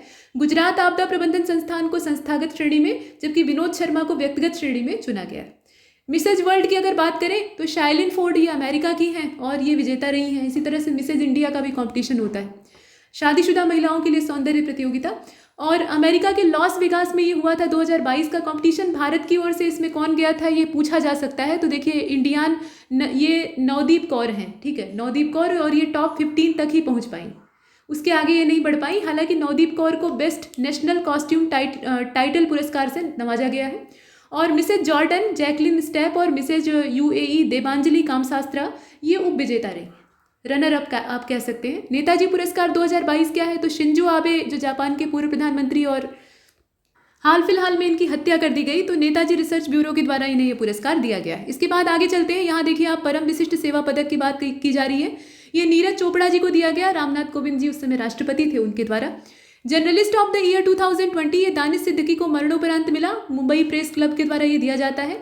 और chief justice India NV Ramana जो है, इन्होंने वार्षिक red ink award of excellence journalism वाला जो था इसको रिप्रेजेंट किया था। इसके बाद आप जर्नलिस्ट ऑफ द ईयर के ठीक नीचे देखिए साहित्य अकादमी पुरस्कार, इससे प्रश्न बनता है। और इस बार जो साहित्य अकादमी पुरस्कार दिया गया, ऑब्वियस सी बात है कौन देता है, ये इसमें छिपा ही है। देखिए नमिता गोखले को दिया गया अंग्रेजी भाषा में थिंक टू लीव बिहाइंड, ये आपके उपन्यास का नाम था, मतलब इनके द्वारा जो उपन्यास लिखा गया था अंग्रेजी भाषा का है। दया प्रकाश सिन्हा को हिंदी में दिया गया, नाटक था इनका सम्राट अशोक, उसके लिए। और बिंदेश्वरी प्रसाद मिश्र विनय इनका उपनाम है, संस्कृत भाषा में इन्होंने लिखा था श्री जति शंखनादम किल, और ये काव्य संग्रह है, तो इसके लिए इन्हें साहित्य अकादमी पुरस्कार दिया गया। इससे आपको ये मालूम होता है कि सिर्फ ये हिंदी भाषा में नहीं दिया जाता है, उर्दू भाषा में ये पुरस्कार जो है इसकी घोषणा बाद में की जाएगी, अभी नहीं की गई। स्वच्छ विद्यालय पुरस्कार SVV को आप देख रहे हैं, तो सुभाष सरकार जो शिक्षा राज्य मंत्री हैं, इन्होंने स्वच्छ विद्यालय पुरस्कार 2021-22 की शुरुआत की है। अब इसके बाद आप देखें यहाँ पे स्वच्छता के बारे में आत्म प्रेरणा और जागरूकता पैदा करने के उद्देश्य से पहली बार 2016-17 में स्कूली शिक्षा और साक्षरता विभाग के द्वारा ये पुरस्कार दिया गया था। फिल्म प्रतियोगिता पुरस्कार की अगर बात करें तो हसन महमूद ने ढाका में राष्ट्रीय संग्रहालय सभागार में आयोजित एक समारोह में पुरस्कार दिया था। और 20वां जो ढाका में अंतर्राष्ट्रीय फिल्म समारोह हुआ था, उसमें PS विनोद राज के द्वारा निर्देशित, ये निर्देशक थे, भारतीय फिल्म थी, इसका नाम था कूजंगल, और इसे एशियाई फिल्म प्रतियोगिता खंड में सबसे अच्छी फिल्म का अवार्ड मिला था। ICC पुरस्कार की बात करते हैं, क्रिकेट परिषद के द्वारा ये दिया जाता है, 17वां संस्करण इसका था। विजेता कौन कौन से हैं, तो स्मृति मंधाना ये भारत से हैं, और इन्हें महिला क्रिकेटर ऑफ द ईयर के लिए रॉचेल हेंडो फ्लिंट ट्रॉफी दी गई है। और men's cricket of the year के लिए अगर देखें तो सर गारफील्ड सोबर्स ट्रॉफी होती है, शाहीन अफरीदी को दी गई है, जो कि शाहिद अफरीदी जो कि पाकिस्तान के हैं। इसके बाद जो रूट ये इंग्लैंड के हैं, और इन्हें men's test cricketer of the year ICC का अवार्ड मिला है, इंग्लैंड के रहने वाले हैं। T20 में अगर महिला क्रिकेटर ऑफ द ईयर को देखें तो ये टैमी ब्यूमोंट है, इंग्लैंड की है। इसमें नागरिकता भी आपको मालूम होनी चाहिए। और देखिए जॉन एमन, अच्छा नाम है, जॉन एमन मलान, ये दक्षिण अफ्रीका के हैं, और इनको men's cricketer of the year emerging के तौर पे अवार्ड मिला है। T20 cricketer of the year men's category में मोहम्मद रिजवान को मिला है, जो कि पाकिस्तान के हैं, फातिमा सना पाकिस्तान से, और इन्हें इमर्जिंग विमेंस के तौर पे क्रिकेटर ऑफ द ईयर का अवार्ड मिला है। वनडे इंटरनेशनल में अगर देखें तो महिला के उस क्षेत्र में मिला है लिजेल ली को, जो कि साउथ अफ्रीका की है, और मेंस कैटेगरी में मिला हुआ है वनडे इंटरनेशनल में बाबर आजम को, जो कि पाकिस्तान के। स्टार्टअप पुरस्कार की अगर बात करते हैं तो नेशनल स्टार्टअप अवार्ड 2021 और आंतरिक व्यापार संवर्धन विभाग DPIIT के द्वारा ये परिकल्पित पुरस्कार है, और इसमें ये दूसरा संस्करण था। विजेताओं के नाम में देखें तो कर्नाटक सबसे अधिक पुरस्कार प्राप्त किया है, 46 राष्ट्रीय स्टार्टअप पुरस्कारों में से 14 इसी में है। और फिनटेक श्रेणी में बीमा उप क्षेत्र में उन्बो इंटेक प्राइवेट लिमिटेड ने पुरस्कार जीता है, तो नाम आपको पता होना चाहिए। फिनटेक श्रेणी के वित्तीय समावेशन में उप क्षेत्र में बेंगलुरु स्थित जो नफा इनोवेशन प्राइवेट लिमिटेड है, टोनटेक, उसको पुरस्कार मिला है। महिलाओं के नेतृत्व वाली स्टार्टअप श्रेणी में अगर देखें तो फ्रंटियर मार्केट्स को मिला है, जयपुर मुख्यालय वाला। और रोबोटिक्स सब सेक्टर में सागर डिफेंस को विजेता घोषित किया गया है। अंतर्राष्ट्रीय शिल्प पुरस्कार को देखते हैं, 2021 का है। विश्व शिल्प परिषद इंटरनेशनल जो है उसके द्वारा ये दिया जाता है। मलेशिया में क्राफ्ट कम्युनिटी कू के द्वारा विलेज ऑफ द ईयर का पुरस्कार जीता गया था, और best craft and village craft village in the world श्रेणी में कोवलम केरल के जो केरल कला और शिल्प ग्राम संगठन है उसको ये अवार्ड मिला है। अब यहाँ पर देखिए अन्य पुरस्कार विजेता कौन कौन से हैं, तो craft person of the year जो है ये शाहर बानू, ये अरेबियन ईरान की हैं, और दलवई कुलियप्पा ये भारत की हैं। दोनों जने को मिला है, दोनों जने का नाम याद रखिएगा। नेक्स्ट जनरेशन क्राफ्ट डिजाइनर को देखा जाए तो किलिंग झांग ये चीन की है, और मुबीन खत्री भारत की हैं, इन्हें दिया गया है। द मास्टर आर्टजन ये अमिता सचदेवा जो कि भारत की हैं, और मुबारक खत्री जो कि खुद भारत की हैं, तो इनको ये प्राप्त हुआ है। गोल्डन ग्लोब पुरस्कार को देख लीजिए, बेस्ट फिल्म ड्रामा कैटेगरी में अगर देखें तो द पावर ऑफ, यहाँ आप देख रहे हैं the power of the dog. और बेस्ट फिल्म अगर म्यूजिकल और कॉमेडी कैटेगरी में देखा जाए तो इसमें वेस्ट साइड स्टोरी ये फिल्म का नाम है। बेस्ट एक्टर के तौर पे मिला है किंग रिचर्ड को, माफ कीजिए किंग रिचर्ड नामक फिल्म के लिए विल स्मिथ को दिया गया है। फिल्म का नाम है किंग रिचर्ड और अभिनेता का नाम है विल स्मिथ। इसके बाद बेस्ट एक्ट्रेस यहाँ आप देखें ड्रामा कैटेगरी में निकोल किडमैन को दिया गया है, और बिंग द रिकार्डो नाम की फिल्म के लिए इन्हें अवार्ड मिला है। इसके बाद आप बेस्ट डायरेक्टर के तौर पे देखें तो जैन कैंपियन को ये अवार्ड मिला है, और इनकी फिल्म का नाम था the power of the dog. अभी आपने ऊपर बेस्ट फिल्म का अवार्ड देखा। सर्वश्रेष्ठ फीफा फुटबॉल पुरस्कार को अगर देखें तो इसमें 17 जनवरी 2022 को इसका संस्करण आयोजित किया गया था ज्यूरिख स्विट्जरलैंड में, और पुरुष खिलाड़ी के तौर पे इसमें रॉबर्ट लेवांडोस्की, जो कि म्यूनिख पोलैंड के रहने वाले हैं, उनको मिला है। महिला खिलाड़ी का जो पुरस्कार है वो पुटेलस को दिया गया है, जो कि स्पेन की है, बार्सिलोना की। और क्रिस्टीन सिक्सलेयर ये महिला हैं, और क्रिस्टियानो रोनाल्डो आप जानते ही हैं, पुरुष हैं। तो इन्हें उत्कृष्ट कैरियर उपलब्धि के लिए फीफा का स्पेशल अवार्ड दिया गया है। प्रधानमंत्री राष्ट्रीय बाल पुरस्कार में 15 लड़के और 14 लड़कियां शामिल हैं। 29 बच्चों को टोटल ये दिया गया है, और इसमें नवाचार में 7, समाज सेवा में 4, शैक्षिक क्षेत्र में 1 और खेल में 8, कला संस्कृति में 6, बहादुरी में 3, इस प्रकार से अवार्ड बांटा गया है। अभिनव कुमार चौधरी समाज सेवा में उत्तर प्रदेश के हैं, मुरादाबाद जिले के। चंधारी सिंह चौधरी ये भी उत्तर प्रदेश के हैं, अलीगढ़ के। और खेल से जिया राय हैं, और इनका भी उत्तर प्रदेश से ही संबंध है, आजमगढ़ जिले की ये रहने वाली हैं। राष्ट्रीय जल पुरस्कार जो उत्तर प्रदेश के हैं वही जानने आवश्यक है। राष्ट्रीय जल पुरस्कार 2020 में अगर हम देखें तो उत्तर प्रदेश, राजस्थान और तमिलनाडु ये सर्वश्रेष्ठ राज्य की कैटेगरी में पहला, दूसरा और तीसरा स्थान प्राप्त किए हैं। यूपी पहले नंबर पे है।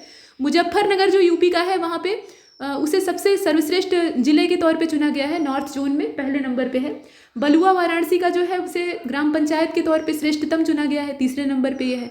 और एमिटी इंटरनेशनल स्कूल ये नोएडा का है, सर्वश्रेष्ठ स्कूल के तौर पे इसे संयुक्त तौर पे दिया गया है। इसके बाद आप देख रहे हैं, मतलब 2 हैं इसमें, संयुक्त विजेता का मतलब ये है। एमिटी इंटरनेशनल है और राजकीय मध्य स्कूल मनापेट पुदुचेरी वाला है, इनको कंबाइंडली दिया गया है। Coastal salinity prevention cell Ahmedabad की है, इसको सर्वश्रेष्ठ एनजीओ का अवार्ड मिला है। और धर्मपाल सत्यपाल लिमिटेड नोएडा उत्तर प्रदेश, इसे CSR गतिविधियों के लिए सर्वश्रेष्ठ उद्योग का अवार्ड मिला है, ये तीसरा संयुक्त विजेता है। इसके बाद वन लाइनर करंट अफेयर को देखते हैं। एक पृथ्वी अवलोकन उपग्रह है जिसका नाम है Jiuan-102E के नाम से प्रसिद्ध है। चीन देश के द्वारा इसको दिसंबर में लॉन्च किया गया था, ये पहली न्यूज़ है। और दूसरी न्यूज़ आपको बताती है कि भारतीय सेना ने जनवरी 2022 में इंदौर के पास जो महू है, अंबेडकर जी की जन्मस्थली, वहाँ पे क्वांटम प्रयोगशाला को इस्टेब्लिश किया है। टेक्नोलॉजी के डोमेन के तौर पर यहाँ दिखाई देगा, आप जानते ही हैं। 15 से 18 आयु वर्ग अगर है तो उसमें बच्चों के लिए कोविड-19 टीकाकरण को शुरू किया गया था 3 जनवरी 2022 से। जम्मू कश्मीर में स्कीयर आरिफ खान ने 2022 में जो शीतकालीन ओलंपिक हुआ था उसमें 2 स्पर्धाओं के लिए क्वालिफाई किया, ये बड़ी अच्छी बात है। दुनिया का सबसे बड़ा शी लॉक इज़मुडेन सी लॉक के द्वारा का उद्घाटन जो है ये उत्तरी सागर नहर को एम्स्टर्डम के बंदरगाह से जोड़ने वाले एक छोटे बंदरगाह शहर इज़मुइडेन में किया गया है। मतलब इसका जो उद्घाटन है ना वो कहाँ पे किया गया ये पूछा जा सकता है। तो ये एक बंदरगाह शहर है जिसका नाम है इज़मुइडेन। आरिफ मोहम्मद शाह शीतकालीन ओलंपिक के लिए यहाँ क्वालिफाई होते हैं स्कीइंग प्रतिस्पर्धा के लिए, और ये पहले भारतीय एथलीट बन गए हैं। अब यहाँ बोइंग 747 चार्टर्ड विमान की अगर बात करें तो इसमें क्या हुआ, 30 सफ़ेद गैंडों को लादा गया और दक्षिणी अफ्रीका देश जो है वहाँ से रवांडा पहुँचाया गया है। और सफ़ेद गैंडों का अब तक का ये सबसे बड़ा एकल हस्तांतरण है। गैंडों को ले जाने के लिए स्पेशल चार्टर प्लेन था। इसके बाद आप देख रहे हैं चांग-E5 लूनर लैंडर, ये चीन का है। ये चंद्रमा की सतह पर पानी खोजेगा, सभी ने खोज लिया, अब चीन खोजने के लिए बाकी बचा है। कोपरनिकस क्लाइमेट चेंज सर्विस यूरोपीय संघ का कार्यक्रम है और इसके द्वारा जारी रिपोर्ट है जिसमें कहा गया है कि भारत 1901 के बाद 5वां सबसे गर्म वर्ष झेल रहा है, 2021 में झेल चुका है। और इसके बाद आप देखें, हाल ही में अमेरिका के मैरीलैंड अस्पताल में 57 वर्षीय अमेरिकी डेविड बेनेट, इसमें अनुवांशिक रूप से संशोधित शूकर हृदय का प्रत्यारोपण किया गया। शूकर हृदय का मतलब है सुअर का दिल निकालकर इनको लगाया गया, और ये अनुवांशिक रूप से थोड़ा सा मॉडिफाइड था। चिकित्सा के इतिहास में ये पहली बार हुआ है और ये बहुत समय तक चल नहीं पाएगा लेकिन कुछ समय तक जिंदा रखेगा। जम्मू कश्मीर प्रथम राज्य या केंद्र शासित प्रदेश की कैटेगरी में आता है जिसने कि अपना सुशासन सूचकांक जारी किया है। शंघाई प्रांत में चीन में दुनिया की सबसे लंबी मेट्रो लाइन को स्टार्ट किया गया है 31 दिसंबर में 2021 में, और इस तरह से दुनिया में सबसे लंबी मेट्रो लाइन का रिकॉर्ड ये शंघाई के पास कायम हो गया है। केरल विश्वविद्यालय में क्या हुआ, तो यहाँ के असिस्टेंट प्रोफेसर हैं सुबोध जी और शोध विद्वान विद्या ललन, इन्होंने जो 5G माइक्रोवेव अवशोषक है उसको विकसित किया है। इसके बाद शंघाई में इस उद्घाटन के साथ दुनिया भर में सबसे बड़े मेट्रो नेटवर्क वाले शहर के रूप में अपनी रैंकिंग उसने बरकरार रखी है, तो हमने पीछे ही देख लिया था। अच्छा, 5G माइक्रोवेव अवशोषक की अगर हम बात करें तो इसका विकास विद्युत चुंबकीय विकिरण के खिलाफ एक ढाल के तौर पे किया जाएगा। इलेक्ट्रोमैग्नेटिक रेडिएशन को रोकने का ये काम करेगा। 29 दिसंबर 2021 की अगर बात करें तो तमिलनाडु राज्य में राज्य की महिलाओं के लिए एक नई पॉलिसी आई है 2021 की, और अर्थव्यवस्था का 6वां स्थान, मतलब देश फ्रांस देश से सबसे बड़ी, यहाँ आप देखें कि centre for economics and business research के अकॉर्डिंग भारत वर्ष 2022 में फ्रांस देश से सबसे बड़ी अर्थव्यवस्था का 6वां स्थान हासिल कर लेगा। मतलब भारत 6वें स्थान पे काबिज हो जाएगा, ये कहने का मतलब है। इसके बाद आप देखिए यूनाइटेड किंगडम के centre for economics and business research CBR की भविष्यवाणी है कि भारतीय अर्थव्यवस्था 2031 तक तीसरी सबसे बड़ी अर्थव्यवस्था बन जाएगी।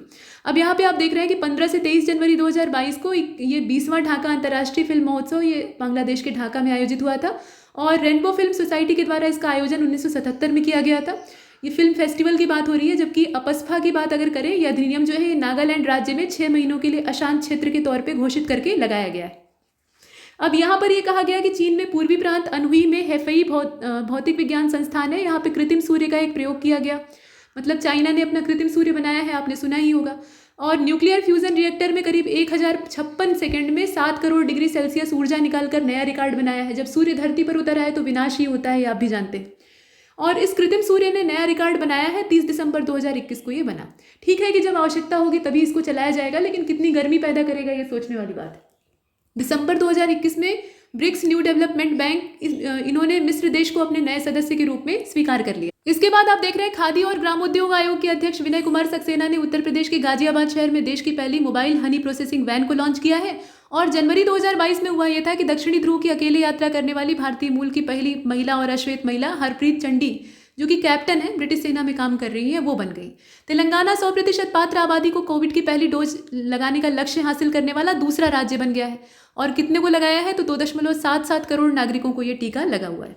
इसके बाद पेड ग्रुप ज्वाइन करना हो तो यहाँ देखिए, अदरवाइज यहाँ देखिए तो हिमाचल देश का मतलब हिमाचल प्रदेश जो है वो देश का पहला राज्य है जिसने कि राज्य के सभी योग्य 100% आबादी को कोविड की पहली डोज लगाने में उपलब्धि हासिल की है। दूसरा आपने देखा, पहला भी देख लीजिए। सूडान देश के प्रधानमंत्री अब्दुल्ला हमदोक ने अपने पद से इस्तीफा दे दिया है और प्रधानमंत्री नरेंद्र मोदी जी ने रानी वेल्लू नाचियार को उनकी 292वीं जयंती पर श्रद्धांजलि अर्पित की है। तो यहाँ तक ये समाप्त होता है। इसमें इतना ही। तब तक के लिए नमस्कार।